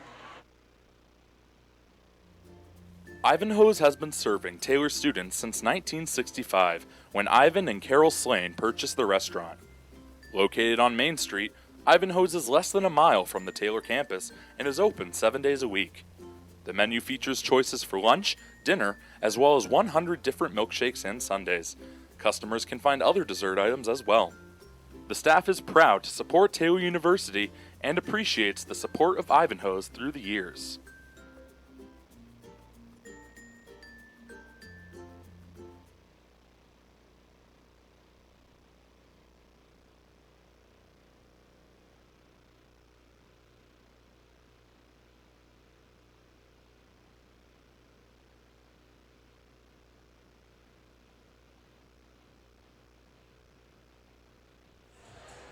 A 7 of 7 from 3 start here for Bethel. They have made 8 of their 9 shots from the floor here in the second half. The end of the first half on a 16-7 run to turn a 10-point deficit to a 1-point deficit. They've outscored Taylor since Taylor led by 10, 32-22. They've outscored the Trojans 39-12, outscoring them 23-5 to start the second half off. Taylor has made just 2 field goals out of their 9 tries in the second half. But those 7 threes after Bethel was just 4 of 16 in the first half, 7 of 7, not even 6 minutes into the second half. And they've blown this thing open. They have a game-high lead of 17, 61-44. Clayton tries to get it back to Miranda, cannot. The ball spun near side, Degenkolb. Left block, McLeod trying to back down Galen. Help came, and then they backed off. Hubbard thought about a right side high three. They ping it around to Miranda. Now McLeod gets away, up and over Segota through contact, and Segota gets called for the foul. Bethel's coaching staff not happy about it, but Segota went up, and he got McLeod on the arms. First one on Segota, first one against Bethel here in the half. And I'll send James McLeod to the line for 2. First trip to the line for James today. Taylor made their first 6 free throws today. They've missed their last 3. Now they've missed their last 4 as McLeod leaves that one short and spins off. C.J. Pena in to get Jeff Clayton for Taylor. Segota exits after the foul, replaced by Maxwell Newman. 61-44, Bethel leads 23-5 on the back of making all 7 of their threes so far here in the second half, and McLeod spins off the second one. So Taylor continues to not be able to find the bottom of the cup. They led 42-41. They've been outscored 20-2 since early on in this second half. Rassler drives, gives off to Cruz. Back to Rassler, catch and shoot fadeaway 3. A definite heat check, but Taylor can't get the air ball as Rassler left it short. Jenkins with 12. He's not missed a 3-point shot here. Hit it, and they'll call it good, and they'll get Miranda for a foul, and that sends Taylor's fans into hysterics. Degenkolb can't believe it, and now 2 of our officials will come over to talk. The 3-point shot will be good, and they'll call a defensive foul against Vincent Miranda. And a 4-point play coming. Taylor head coach Josh Andrews can't believe it. The Taylor fans can't believe it. Mason Degenkolb beside himself. And Bethel leads by 20, 64-44. Okay, how can the basket count and they have the ball? If the basket's good, so they're not going to let him shoot free throws.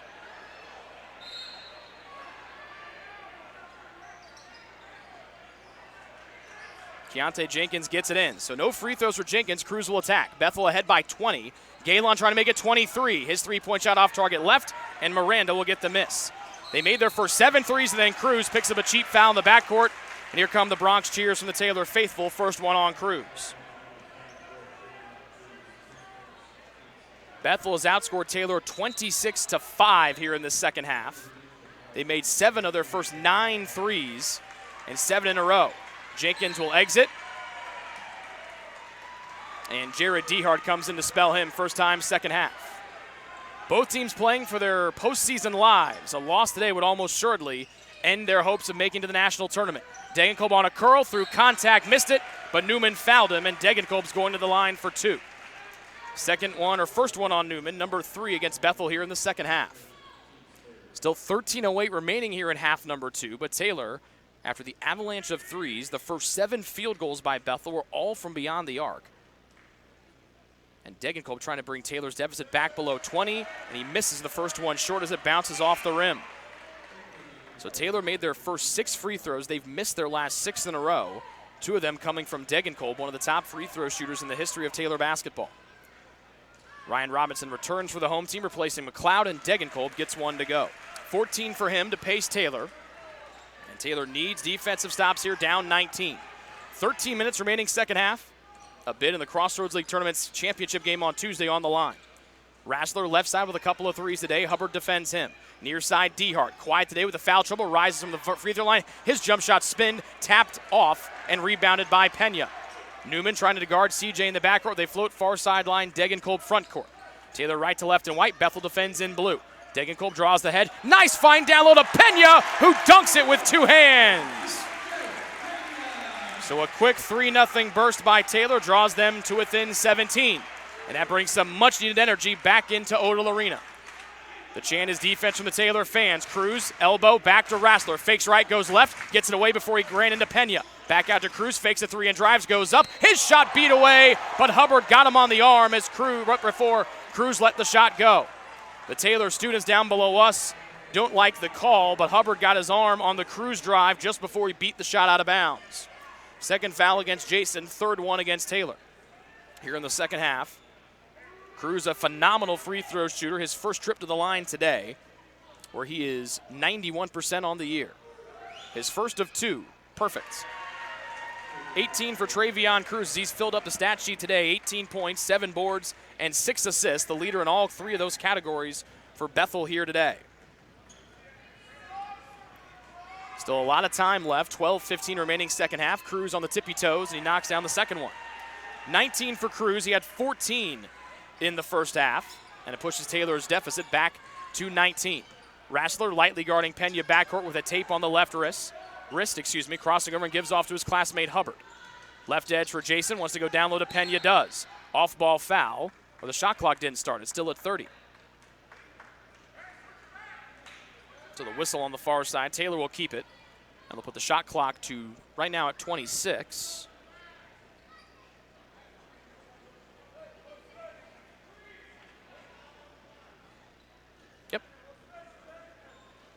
26 to shoot as Keegan Owen enters for the first time today for TU, as Degenkolb gets a breather for the Trojans. But a 28-8 burst here by Bethel, fueled by 7 straight made threes to start the half off, have given the Pilots a 19-point lead after trailing by as many as 10 in the opening half. They closed the half on a 16-7 run to trail by just 1, and then they shot the nets off the rims to start the second half off. 19 seconds, and then right before the ball bounces in, Jared Dehart picks up foul number 3 as he got tangled with Vincent Miranda. Fourth one on Bethel, third against Dehart. Shot clock resets to 20 for the home team. And now Robinson will get it in from the far baseline. Taylor with the ball down 19. Robinson, far side Keegan Owen, will back away and give off between the circles to CJ Pena. Hand off back to Owen as Galen will defend him. Owen wanted to go to his right, could not. They cut off Miranda, and they go far side to Robinson. Turns, head fake up and under Pena, trying to get away from Newman. Angles in, missed it, but Newman picks up another foul. His second, number 5 against Bethel. And Taylor will make the long walk back to the line with CJ Pena, towing the stripe.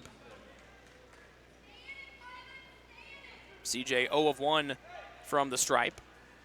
Today he's got 2 shots upcoming here. 10 points for Pena, 4 boards on 4 of 7 shooting.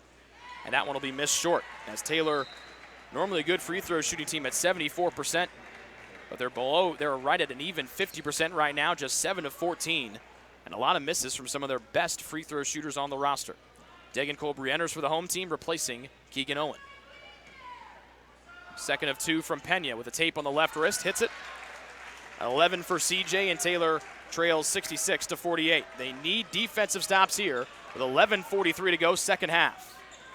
Cruz, Miranda guards him on a switch up top. Far sideline, DeHart holds the ball over his head, now on his right hip.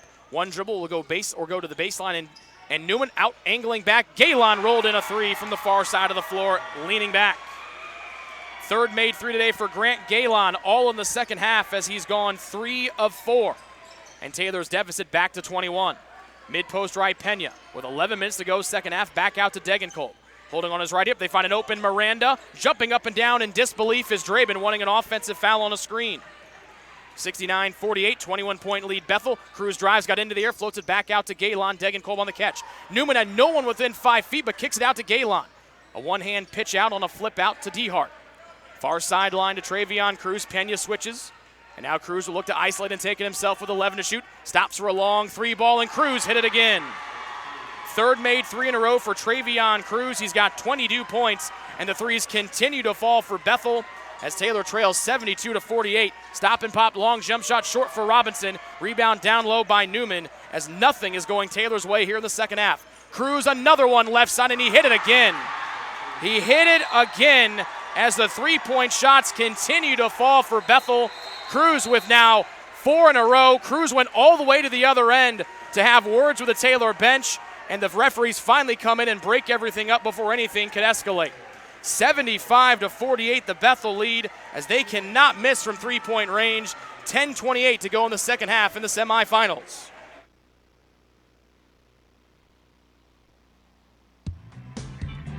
Join the Trojan Club today and support Taylor student athletes 12 months a year. The Trojan Club has 5 different levels of membership for you to choose from. You can join for as low as $150, all the way up to the Trojan MVP level for $1,500. Each level receives premiums, complimentary season tickets, as well as gifts from the athletic department. Members also receive special recognition during halftime of the annual Silent Night game. In recent years, members have helped supply the funds for a sports information position, purchasing equipment for teams and the athletic training staff, and providing broadcasts of Trojan athletics like the one you're enjoying right now. With the support of alumni and friends, the Taylor combination of spiritual growth, outstanding academics, and a highly competitive intercollegiate athletic program can continue. To join, call 765-998-5311 or log on to TaylorTrojans.com and click on the Trojan Club tab at the top of the homepage. The Trojan Club, supporting Taylor University student athletes.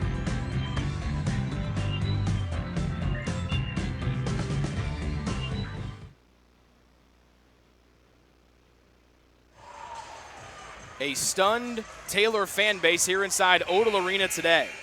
Bethel has outscored Taylor 37-9 here in the second half. They're 12 of 16 from the floor and 11 of 13 from 3, hitting their first 7 threes of the second half to turn a 1-point deficit into a 75-48 lead with 10:28 to go in the second half. Taylor has made just 3 field goals in the second half of their 12 tries. They have not been able to get a bucket, and they have not been able to get a defensive stop at all here in the second half. Degenkolb blows by Cruz, angling, bouncing outside Miranda, fires a 3 over Galen, short, and is rebounded down low by Rassler as Taylor's shooting woes continue here in the second half. DeHart far side, pivoting, picks the bounce and finds Galen between the circles. Pitching outside Cruz, Pena walks out to guard him. Cruz has made his last 4 threes he's tried, stops, almost fumbled the ball, got it back, crossover left hand, goes up, passes through traffic to Rassler on the block right. Tried a bully ball with Degenkolb, goes up, hooked, missed it. Actually bought it, bounced it in, thought it was going to bounce off. It caught the left side of the rim and dropped. It looked like it was going to bounce off the rim. 9 for Rassler, and it continues to be struggles here for Taylor defensively.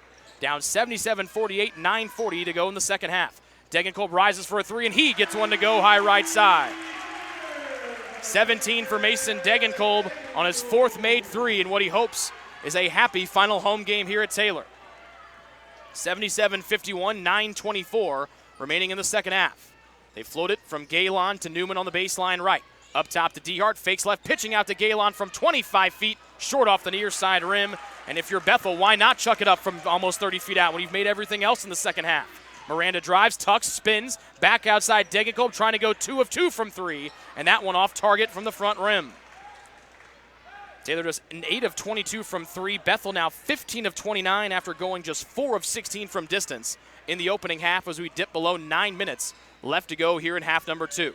Cruz around the Rassler screen. Miranda switches to him. Rassler up top, catch and shoot 3 ball, and he got another one to go. Everything falling. The 16th made 3 for Bethel, their 12th of the second half, and Rassler in double figures with 12. Taylor down 80-51 with 8.5 to go here in this second half. Miranda baseline left, down low. Hubbard goes up for a 2-hand dunk in traffic. 9 for Jason Hubbard, and Taylor trails 80-53. But the clock their enemy now with 8:20 remaining second half, and the Trojans need to get stops in bunches here. Cruz fadeaway jump shot, 18 feet clean. Cruz has put on a show today, 27 points, 7 boards, and 7 assists. He's trying to close the game here after it was Jenkins and Galen. They got things going to start the second half. Pena drives off the glass too strong, but he's fouled on the take, and if that's on DeHart, that's number 4 against 22 in blue. And it will be.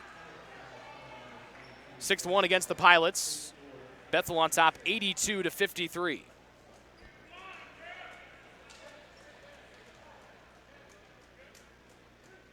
The worst time for the Trojans to let Bethel's white-hot shooting going. They came in as a 38% three-point shooting team, and they have just lit the rims on fire here in the second half as Pena will leave a free throw short. Taylor just 8 of 16 from the line. Their free throw shooting has been off ever since the Trojans, made their first 6 free throws.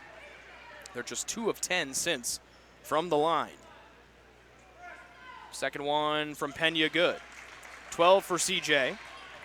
It's an 82-54 Bethel lead with less than 8 to go here in the second half. Cruz from left to right. Hubbard defends. Will jog around the Rassler screen. The shot clock did not start, and so they'll call a brief timeout and let that one get going.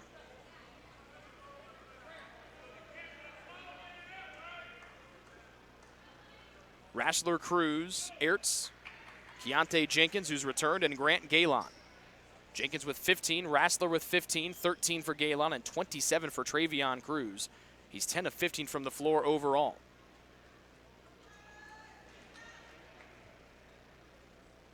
Rassler's 15, 2 off of his career high set earlier this year. He came in averaging just 6 points per game, but a good free throw shooter at 34%. He has made 3 of his 6 tries today as everything has fallen here for Bethel in the second half offensively, and Taylor has not been able to buy a bucket. Cruz around the Rassler screen right side, hesitates and goes, almost lost the ball underneath the hoop and goes far side. One-hand bullet, Rassler from the hash mark. That one hits hard off the front rim. Taylor can't get the ball, it's tapped, and now here comes Robinson. Accelerating, lobbing up, Rassler tapped it as Robinson went for the alley-oop lob. The ball pinballs around, finds Jenkins. He'll throw it off of Robinson's shoulder, and it will go back to Bethel, as that's the third time that Jenkins has done that here in the second half.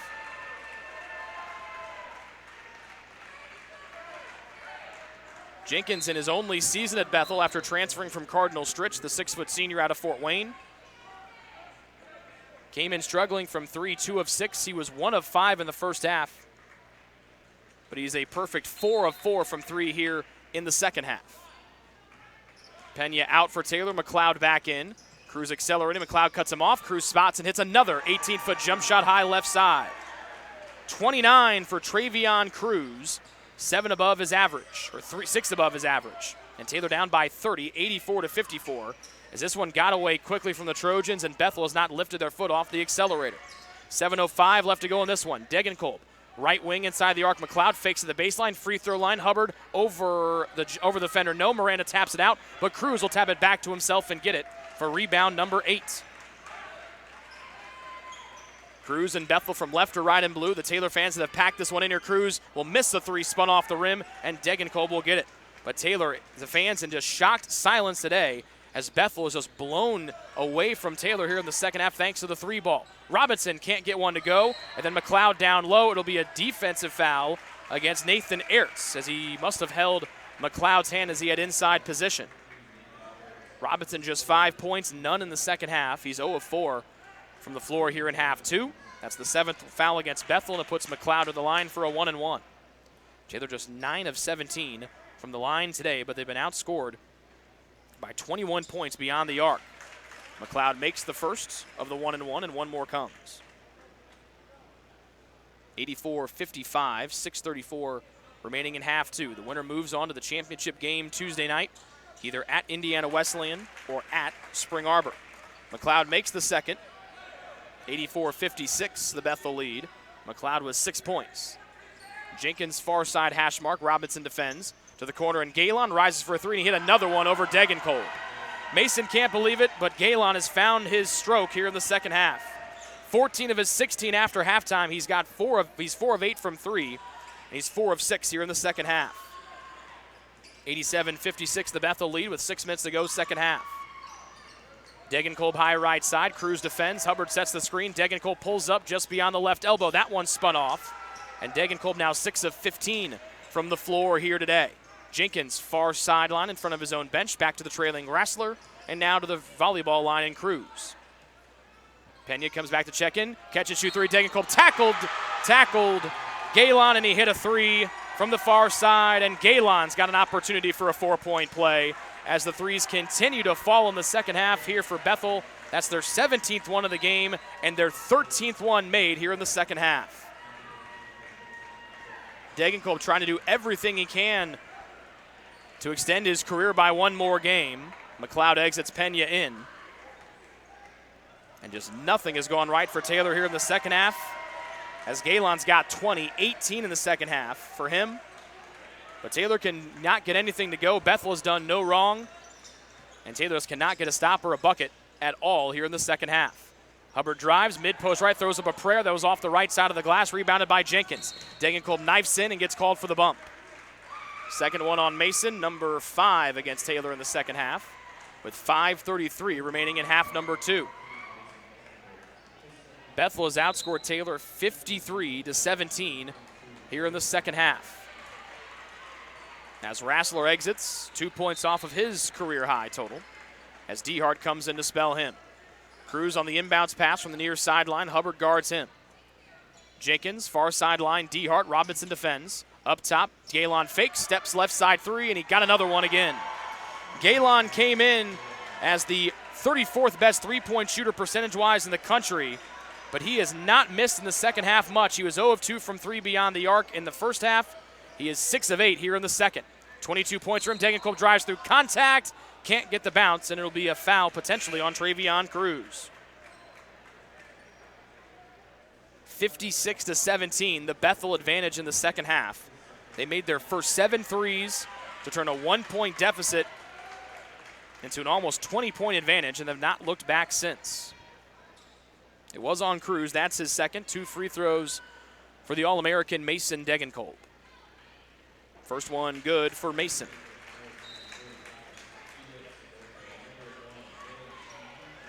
Keontae Jenkins exits. Dylan Sheehy Giuseppe makes his first appearance of the day. Cruz will exit for BU, as Philip Segota comes in for the Pilots. Degenkolb made both. He's got 19 after missing his first 2 free throws. Mason has made his last 3 in a row. And with 5:02 left, Dehart collides with Robinson, who went for the steal. Third one on Ryan, number 6, against the home side. Life Granville, who started when these two teams met here a month ago, will come in for the first time today. You will get Galen. So Galen's afternoon finishes 23 points. He had just 2 at halftime. He heated up in the second half in a big way, going 6 of 8 from beyond the arc. He also had 8 rebounds. Cruz with 29, 15 for Jenkins and 15 for Rassler. But that 3-point shot was a weapon in a big way in the second half, as Bethel just could not miss after halftime. Granville drives. Shot was blocked by Degenkolb, and Hubbard will get the miss. Flings it up to Pena in traffic. 3 blue shirts back, step back. Pena leans in for a 3, tried to bank it in left edge. As Taylor just trying to find something to drop here, but they have not been able to get a stop, and they have not been able to get a bucket at all here in the second half. 4:30 left, Bethel on top, 94-58. Sheehy Giuseppe lobs it in. Segota got away from Pena, who fouled him. Segota missed it, but he'll go to the line for a pair.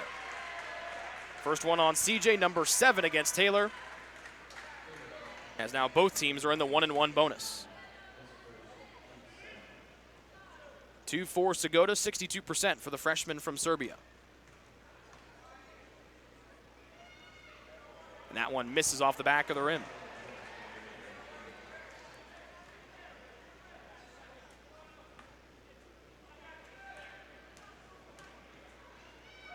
The second one good for Segota, who had the clinching free throw that forced overtime when these teams met back in December. 95-58, the Bethel lead. Robinson back, far sideline. Pena, a rainbow three off the front rim. Miranda goes knifing in but couldn't get the ball as it was tapped away by Life Granville. DeHart will run the point as he crosses the timeline with 4:05 remaining in this semifinal matchup. Bethel on top 95-58. Lobbing in over the head of Ertz. Hubbard gets it. Now Robinson drives, goes up. Circus layup good with a right hand for Ryan Robinson for his first second half scoring. The last game on this floor for Robinson and Degenkolb. Not the second half that they wanted at all. Nice read by Miranda, steals it away from Sheehy Giuseppe. They'll let Miranda go in for a right-hand finish. 9 for Vincent, his first scoring of the second half. Well, it looks to be a little too late for Taylor, down 95-62 with 3:30 remaining here in the second half. The Taylor fans and the Taylor students that have packed this building today have not left. Just kind of sitting here in shocked silence and awe at the shooting display put on by Bethel here in the second half. Ertz, a handoff to Granville. Back up to Ertz at the top. Belly button pass to Sheehy Giuseppe with 4, with 3. A shake and bake move goes up, and his right-hand finish was no good. And then Segota goes up and over Pena for the 9th foul of the day against Bethel, the second one on Segota. 3:05 remaining second half. Mihailo Stoyanov in for Bethel. And Ryan Robinson and Mason Degenkolb will exit for the final time of their careers. Here's the ovation.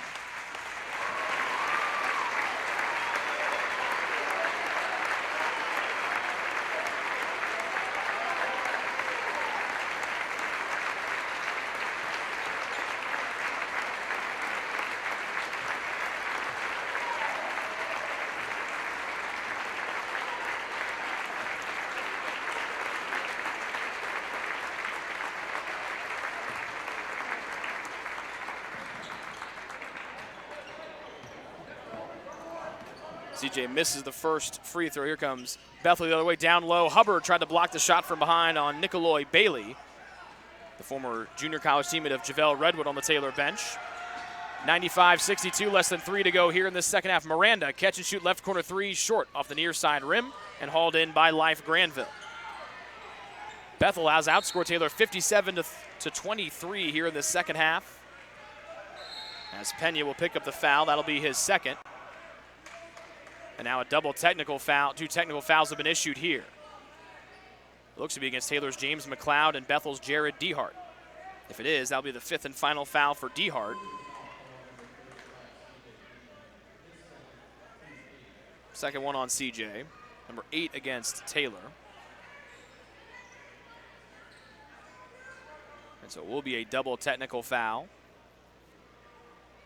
as Taylor head coach Josh Andrews will empty the bench.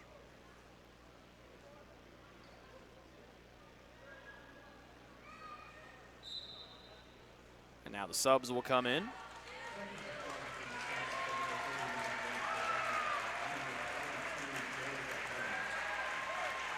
Hubbard and Miranda exit. They come over and they give Degenkolb and Robinson a hug on the bench, as both hugged the guys on the floor here. A 1-and-1 for Life Granville. And he'll miss the first one long. McLeod taps it to himself. He'll keep it away from Bailey. And Owen will bring it up the floor. It's Owen, Carter Wright, Jeff Clayton, Cade Newbert, and James McLeod, the Taylor 5. Near side edge near side Owen bounces baseline left and Clayton. 2:28 to go in this one. Bethel up by a bunch. Left-hand drive Owen, back to his right hand. Down the lane he goes. Right-hand shot sent away by Bailey. They throw it up the floor, does Bethel, trying to chase it down. Far sideline, getting into it is Stoyanov, also out of Serbia. Stoyanov into Bailey. Hopped up and down. Carter Wright and Jeff Clayton poke it away. And then Wright flings it to Keegan Owen near side. 2:02 to go, second half.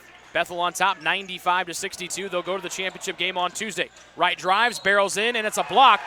Down low on a take by Carter Wright, as Segota had his heels inside the restricted area. And so Carter Wright will go to the line for 2. 10th foul of the second half against Bethel.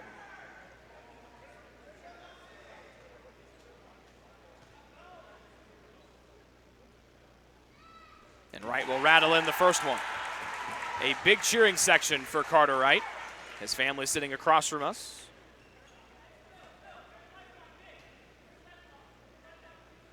And the second one, Wright got them both. 95-64, Bethel out front with less than 2 to go in the second half. They'll go to either Indiana Wesleyan or Spring Arbor. Coming up on Tuesday, almost came back down after he jumped in the air was Bailey, but he knocks down a mid-range jump shot left side for his first bucket. He and JaVale Redwood were teammates last year at Sinclair Community College, both out of Old Harbor, Jamaica. Owen off of a screen, dish down low, Clayton. His right-hand layup will just roll off. McLeod slapped it off the glass, but Granville's there for the rebound for Bethel. 82 seconds left in this one as Bethel outscored Taylor 57-25.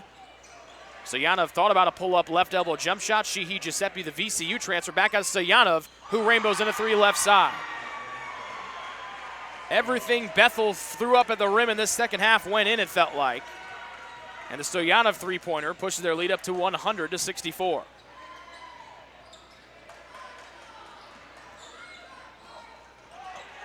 Carter Wright thought about a three, now does. Stoyanov might have hit him from behind. Wright missed it long. And there's about 20 seconds between game and shot clock, so Bethel will be forced to take a shot or take the shot clock violation. But they put up 62 points in the second half on the back of 16 threes.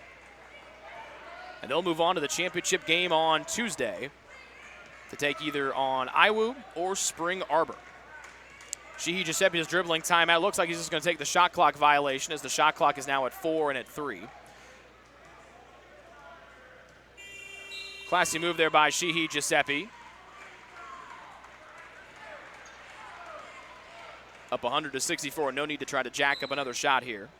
With 19.4 seconds left, Taylor will run out the final seconds. Owen pulls from 28 feet, misses it short, and Bethel will get the ball back.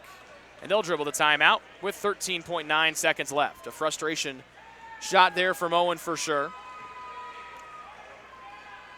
But a fantastic offensive performance by Bethel here in the second half. They trailed 39-38 in the first half. They outscored Taylor 62-25 after the break.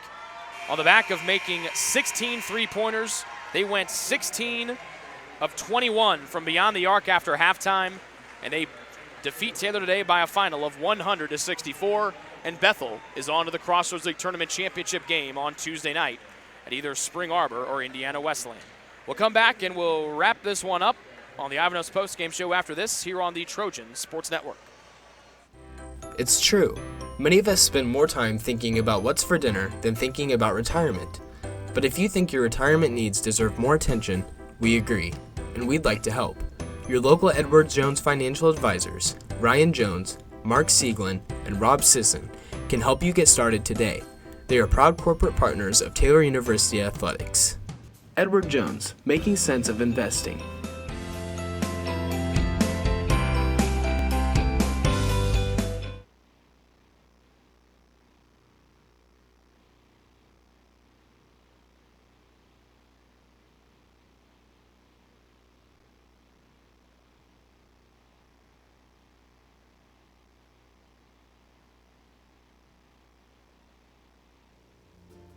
Ivanhoe's has been serving Taylor students since 1965, when Ivan and Carol Slane purchased the restaurant. Located on Main Street, Ivanhoe's is less than a mile from the Taylor campus and is open 7 days a week. The menu features choices for lunch, dinner, as well as 100 different milkshakes and sundaes. Customers can find other dessert items as well. The staff is proud to support Taylor University and appreciates the support of Ivanhoe's through the years.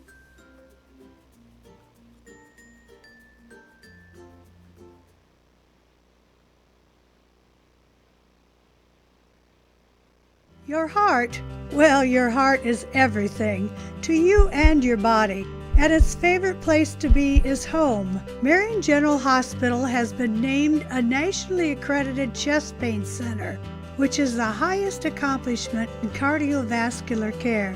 We are proud to provide our community with a team of cardiac experts throughout MGH. From our ambulance and emergency room to our cardiovascular departments in partnership with our experienced local cardiologists and interventional cardiologists from St. Vincent's Medical Group. The same level of cardiovascular expertise in bigger cities at larger hospitals is available right here. Everyone has their expertise. At MGH, our expertise is your heart, bringing the best in the nation home to you. Your heart is in the right place at MGH. What limits you? Too small, too old, insecure, broken. You have no limits.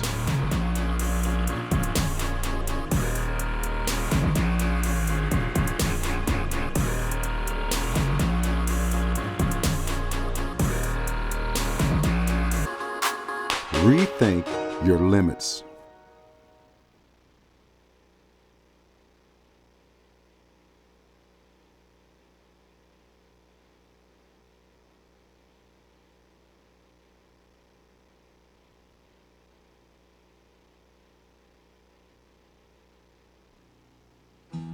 Best One Tire and Auto Care Upland is proud to support Taylor University Athletics. Located at 148 South Main Street, Best One is open 6 days a week.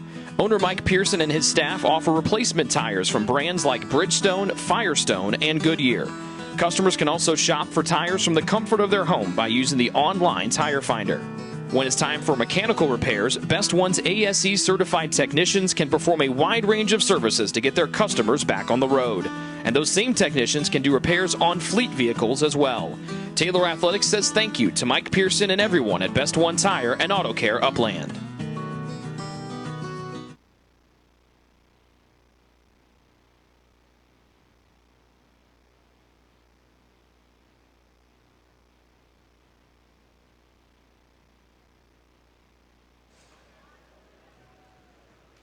Back inside Odell Arena, Rick Johnston with you. There we go. Now we got our audio levels right. Well, it was a tale of two halves in every sense of the word. Taylor led 39-38 at the break, and then Bethel just could not miss in the second half. They shot 70% from the floor after halftime, going 21 of 30. They went 16 of 21 from three, including making their first 7 threes of the game, of the second half, excuse me, to turn a 39-38 deficit into a 59-44 lead. They added a 2-point shot that forced a Taylor timeout, and that was as close. And that was everything. That was it after that.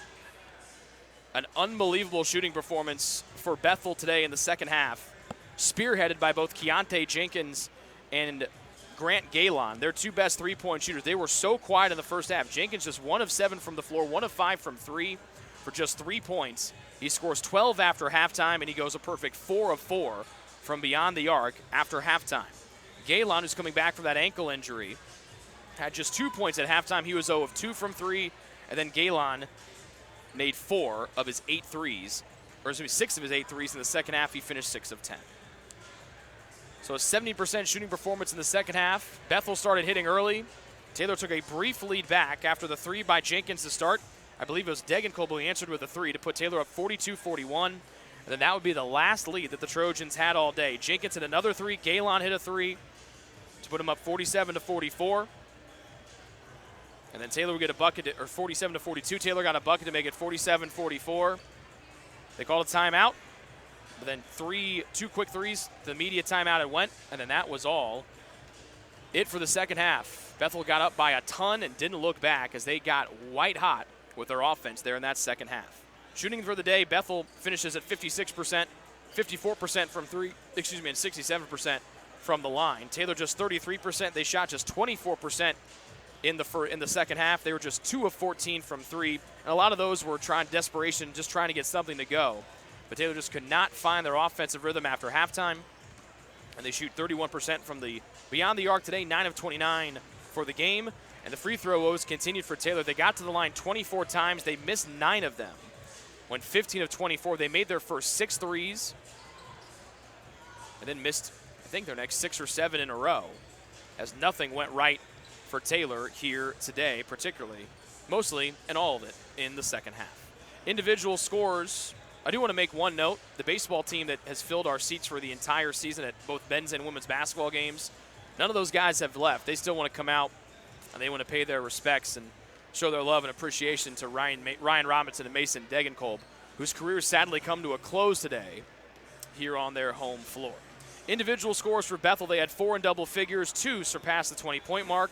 29 for their best player, Travion Cruz, who had 14 in the first half. He finished 11 of 17 from the floor, 5 of 9 from 3, and 2 of 2 from the line. Grant Galon scored 21 of his 23 points after halftime, 8 of 13 from the floor, 6 of 10 from 3, and most of that damage coming after halftime. He also made his only free throw. 15 apiece for Gavin Rassler, 2 off of his career high. He was 6 of 11 from the floor overall, 3 of 7 from beyond the arc, and 15 points for Keontae Jenkins. He had just 3 in the first half. He did not miss a 3 in the second half. He went 5 of 11. Actually, didn't miss a shot at all. All 4 of his shots in the second half were all from 3. He was 5 of 11 for the game, but 4 of 4 after halftime, all from distance. Other scores for Bethel. Nathan Ertz was 7 all in the first half. No points for Dylan Sheehy, Giuseppe, or Life Granville, who came in late. No points for Nick Pluta. 3 go to Mihailo Stoyanov. 2 for Jared Dehart, coming off that career-high 25 on Tuesday. He was plagued with foul trouble in the first half. 2 for Nikolai Bailey. 3 for Maxwell Newman. And 1 for Philip Sagoda. For the Trojans, they had 2 in double figures, led by Mason Degenkolb with 19 points. Mason 6 of 15 from the floor, 4 of 8 from beyond the arc, 3 of 5 from the line. Other double-figure score was C.J. Pena with 12, 4 of 9 from the floor, 2 of 6 from 3, and 2 of 6 from the line. An uncharacteristic poor free throw shooting day today for C.J. Pena. 9 for Jason Hubbard, 9 for Vincent Miranda off the bench, 7 for Ryan Robinson, and 6 for James McLeod. 2 for Carter Wright. Playing but not scoring were Keegan Owen, Jeff Clayton, and Cade Newbert. Mason Degenkolb went 4 of 8 from 3 today. Pena was 2 of 6. Miranda 2 of 6 as well. The top rebounders for Taylor were James McLeod and C.J. Pena, each with 7. Leading rebounders for Bethel were Travion Cruz and Grant Galon, each with 8. Top assist man, the top man in that category, Travion Cruz. He had 8 assists to just 1 turnover. Cruz's line today, 29 points, 8 boards, 8 assists, 1 turnover in 34 and 56 minutes. Top assist man for Taylor was Mason Degenkolb with 5. Ryan Robinson had 4, but no assists for Ryan after halftime. 4 blocks for Jason Hubbard out of Taylor's 5. 3 blocks, no one with more than 1 for Bethel. They had 4 turnovers, 4 steals, 3 by Jenkins. Taylor had 3 steals, 3 by Miranda. Taylor turned it over just 6 times today, but they just could not stop Bethel defensively in that second half. Bethel turned it over 9 times. They scored 8 points to Taylor's none off the turnover in the contest today. Fast break points 11-9 in favor of Bethel. Points in the paint in favor of the Pilots as well, 24-18. Second chance points off of their 3 offensive rebounds. Bethel got 3. Taylor had 5 offensive boards. They could not get a second chance point today. Bench scoring led by the 15 of Gavin Rassler. Bethel outscores the Taylor bench 26-11. Final games in the careers of Ryan Robinson and Mason Degenkolb. Ryan finishes with 9 how many points did Ryan finish with today? He finished with 7. That'll move his career total to 1,792. He moves past Steve Mozingo, the Hall of Famer, for 9th all-time on the Taylor all-time scoring charts. Mason Degenkolb finished with 19 points. That gives him 1,940 points, right on the nose. He is 5th place all-time. He is the highest scoring non-2,000 point scorer in the history of Taylor basketball. We'll take a break, and when we come back, we'll talk to Taylor head coach Josh Andrews here for the final time this season on the Ivanhoe's postgame show. Bethel wins today 100-64. They're on to this championship game to take on Indiana Wesleyan, who defeated Spring Arbor 102-75 across the county. And those 2 teams will match up in Marion on Tuesday night. We're back with the coach after this here on the Trojan Sports Network. Best One Tire and Auto Care Upland is proud to support Taylor University Athletics. Located at 148 South Main Street, Best One is open 6 days a week. Owner Mike Pearson and his staff offer replacement tires from brands like Bridgestone, Firestone, and Goodyear. Customers can also shop for tires from the comfort of their home by using the online Tire Finder. When it's time for mechanical repairs, Best One's ASE certified technicians can perform a wide range of services to get their customers back on the road. And those same technicians can do repairs on fleet vehicles as well. Taylor Athletics says thank you to Mike Pearson and everyone at Best One Tire and Auto Care Upland.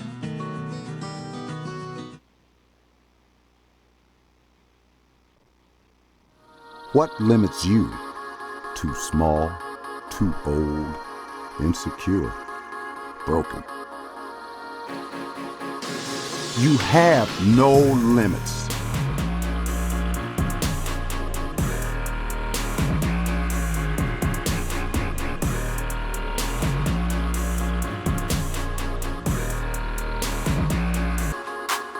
Rethink your limits.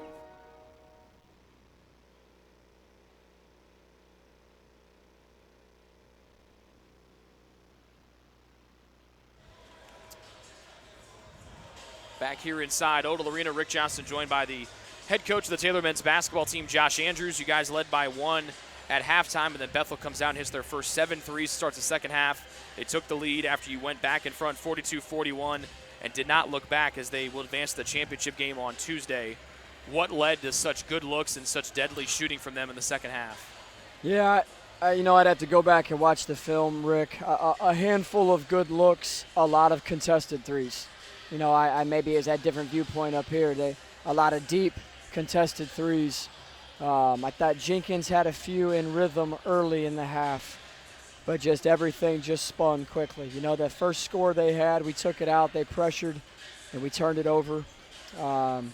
Seemed to be a little bit deflating for us, and like you just mentioned, they just ran off shots, and once they got going, then everything they put up was going, and it's as interesting as Wednesday night was for our program and as unusual as that win was how unusual the second half was tonight. I can't remember playing in a game where a team made shots at the clip that Bethel did. Not one guy, just as a team. They just were so hot, and they beat a lot of teams playing that way. How frustrating is it as a head coach when you're sitting there, you played so well, you held them to 4 of 16 from 3 in the first half? Is it just one of those where sometimes a team just gets ridiculously hot and that's just it? Yeah, is that one of those things maybe? We felt it a little bit in the first half. We're not very deep in terms of our rotation, and it seemed like we had to expend a lot of energy to have a 1-point lead at half, and it felt that way. And that's kind of reality. They're built in a way that they play a lot of guys, and it's the depth, and they wear on you, and those teams have been tough. Very surprising because of the way the 2 games went with them during the regular season. So that's an outlier type game, especially at home and the way that went. But we just found no rhythm in the second half. When we did have really good looks, they didn't go. Seemed to deflate us each time we got to the free throw line. We had lost some confidence there at pivotal moments where we could have kind of hung around. And once they built the lead so quickly with threes, again, we're not built to bring pressure and to get back in the game that way. And then it got to be a margin that we couldn't cover. Obviously, not the ending that you guys wanted, but just talk about the season in general. You finished 17-15. You guys had a couple of different three-game winning streaks. You finished tied 6th for the league, and you mentioned such a short rotation that you had, but to still do everything you did, you win. You win. You're able to get your first Crossroads League Tournament win here as the head coach of Taylor. You get to host a semifinal game. I mean, there's still a lot to be proud of from the season, yes? A ton of positives, and I've mentioned that to the guys. We try not to dwell on it because it's a program, and you keep trying to move forward. We had some things happen throughout the year, and I think from an outside, maybe even an insider's perspective, you just don't know exactly which way it could go. And this team got tougher each time, played together, grew stronger, and we did a lot of really good things as a program. You already mentioned some of those accolades. I thought we got a ton out of our 2 seniors. I thought we had a lot of underclassmen contributions and guys that got better as players, gave to the program. These last 2 months have been pretty impressive in terms of how we've played and competed, and we've been a tough team to play against. They've been a fun group to coach, so we hate for it to end today. That was really really caught us off guard and how well they played, and it stings. The other sour note is that not only does this end the season, but sadly also ends the careers of Ryan Robinson and Mason Degenkolb. You obviously know Ryan longer than you do Mason, both being from the same hometown. They both finished top 10 all-time scoring. Ryan passed Steve Mazingo today for 9th on the all-time scoring charts. Mason solidly in at 5th. you can talk about the numbers and everything that they've done and all of that because they've done a ton. They went to nationals their freshman year. They're two of the best players in the history of the program. Sure. But have they maybe left a bigger impact on what they've done away from the floor? Yeah, it's they've done so much. I briefly gave them a little bit of that just right after the game, and of course we'll do that at our senior banquet. Just have time to be away from the game and just honor them for what they've given and who they are as men. But they've grown so much as young men. They've had a profound impact on a lot of guys in our program and people outside of the program. They'll be sorely missed. I love them. I wish we could have had a better finish for them. You know, that's reality. But big picture and moving away from this, they've had a great experience at Taylor, and they've impacted a lot of people, and no doubt will have a whole lot of influence on a lot of lives for many years to come. So it's been a joy to coach them. Hard to see them go. Really is. Sour note to end the year on, but a great year. We had a lot of fun. Josh, thanks for all the time, both pregame, postgame, and we'll blink. We'll go through summer camp, and then we'll be October, and away we go That's again. right. And Rick, we appreciate the coverage. You do a great job. Thank you so much. As Josh Andrews, the head coach, we're back to wrap it up for the final time with men's basketball after this here on the Trojan Sports Network. Best One Tire and Auto Care Upland is proud to support Taylor University Athletics. Located at 148 South Main Street, Best One is open 6 days a week. Owner Mike Pearson and his staff offer replacement tires from brands like Bridgestone, Firestone, and Goodyear. Customers can also shop for tires from the comfort of their home by using the online tire finder. When it's time for mechanical repairs, Best One's ASE certified technicians can perform a wide range of services to get their customers back on the road. And those same technicians can do repairs on fleet vehicles as well. Taylor Athletics says thank you to Mike Pearson and everyone at Best One Tire and Auto Care Upland.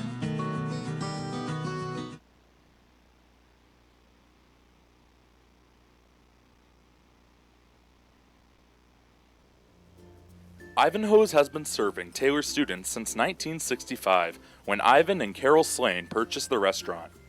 Located on Main Street, Ivanhoe's is less than a mile from the Taylor campus and is open 7 days a week. The menu features choices for lunch, dinner, as well as 100 different milkshakes and sundaes. Customers can find other dessert items as well. The staff is proud to support Taylor University and appreciates the support of Ivanhoe's through the years.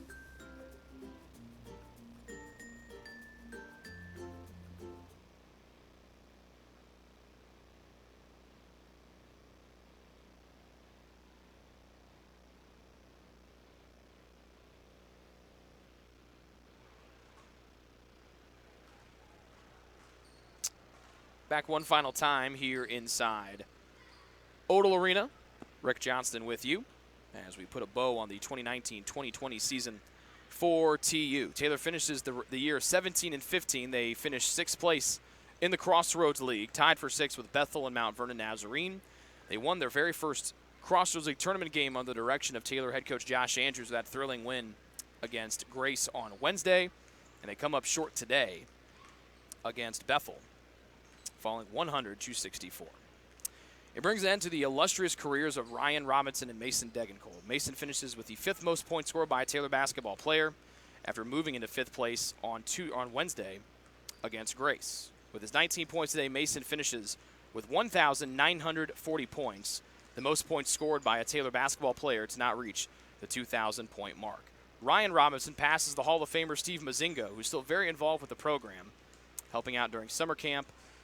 During the summer, his son Avery has worked with us on broadcast earlier this year, and the Mazingo family is just phenomenal. I love the Mazingo family. They're great. Ryan finishes his college career with 7 points today in his final game to move his total to 1,792. So Mason and Ryan finish 5th and 9th, respectively, on the all-time Taylor scoring sheets for their illustrious 4 years careers, and what a 4 years it's been.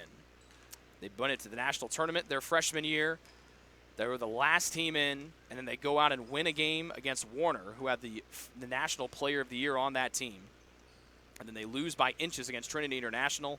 They came back as sophomores and beat Trinity International at Trinity against pretty much the same team that they had lost to in the national tournament a year before. It's been such a pleasure getting to know the two of them. I've got 2 really quick stories. Well, we're on the internet, so I could talk for all day, but I'm not going to bore you. I've known Mason longer because of his sister Taylor, who's across from us. Taylor was a fine basketball player here, and all the success that the women's basketball team has had, she and her classmate Emma Bratton now Emma Wolf, Taylor Degenkolb is now Taylor Dye. They laid the foundation for all the success that the women's basketball program has had. But I remember the first time I knew that Taylor was recruiting Mason. It was a women's basketball game, and Mr. and Mrs. Degenkolb always came to the games. Obviously, you have to support your daughter. They live just over in Tipton, which is about 45 to 50 minutes away. But Mason was with them, and it kind of caught me off guard. I was like, they came to a men's game. That's right. Mr. and Mrs. Degenkolb came to a men's game, and I was like, well, that's weird. Why are they at a men's game? Taylor's obviously not playing because she's a girl. And Mason was sitting with them. I believe it was his junior year. And I remember after the game, I don't remember if Taylor won or lost, but I remember the coaching staff, Casey Coons, Josh Brooks, and Josh Andrews, obviously, both made beelines to Mason to want to talk to him and say, hey, we'd really like to see you here at Taylor. And it worked out. He had offers from every league school that in our league. He had D1 offers, and he's a phenomenal man. He's a phenomenal player. He's a better dude. He's going to get married to his fiancée, Emma, this summer, who played on our soccer team. And I'm really going to miss calling Mason's games. Ryan Robinson, a funnier story. So Mason committed before his senior year, so we knew Mason was going to come. And for the longest time, I can't look because Ryan just walked out of the locker room, but we only had one guy in Mason, and I remember wondering, are we ever going to sign somebody else?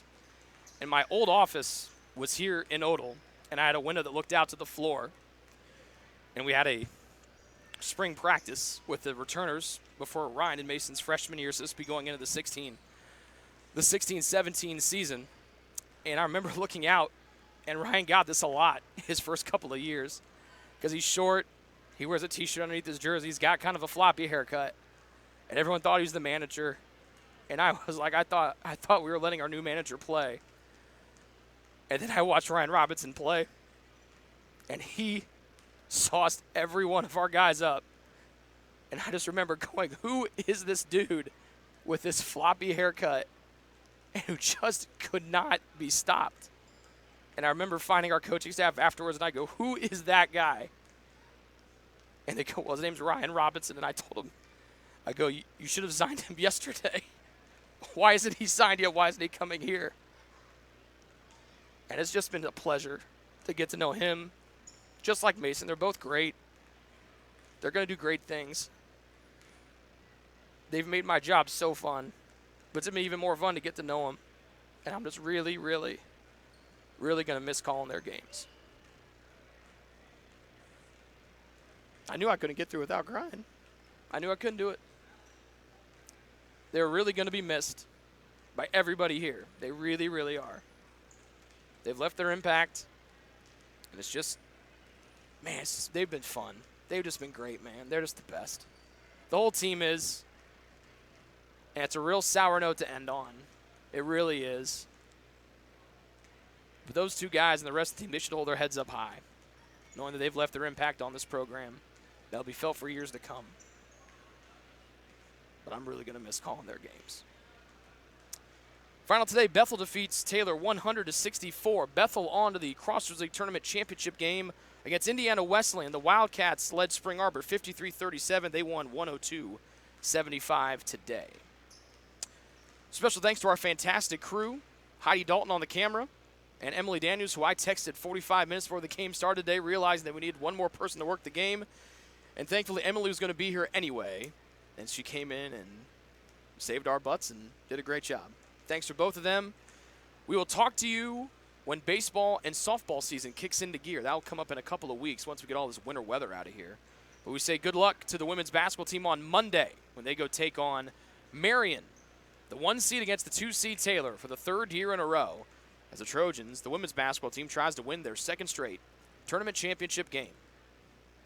Final score from today, Taylor's season comes to a close here at home in the Crossroads League Tournament Semifinals as they lose to Bethel by a final of 100-64. This has been a presentation of Taylor men's basketball on the Trojan Sports Network. We will talk to you next October for the 2020-2021 Taylor men's basketball season starts. Good night and have a great rest of your weekend from Upland, Indiana.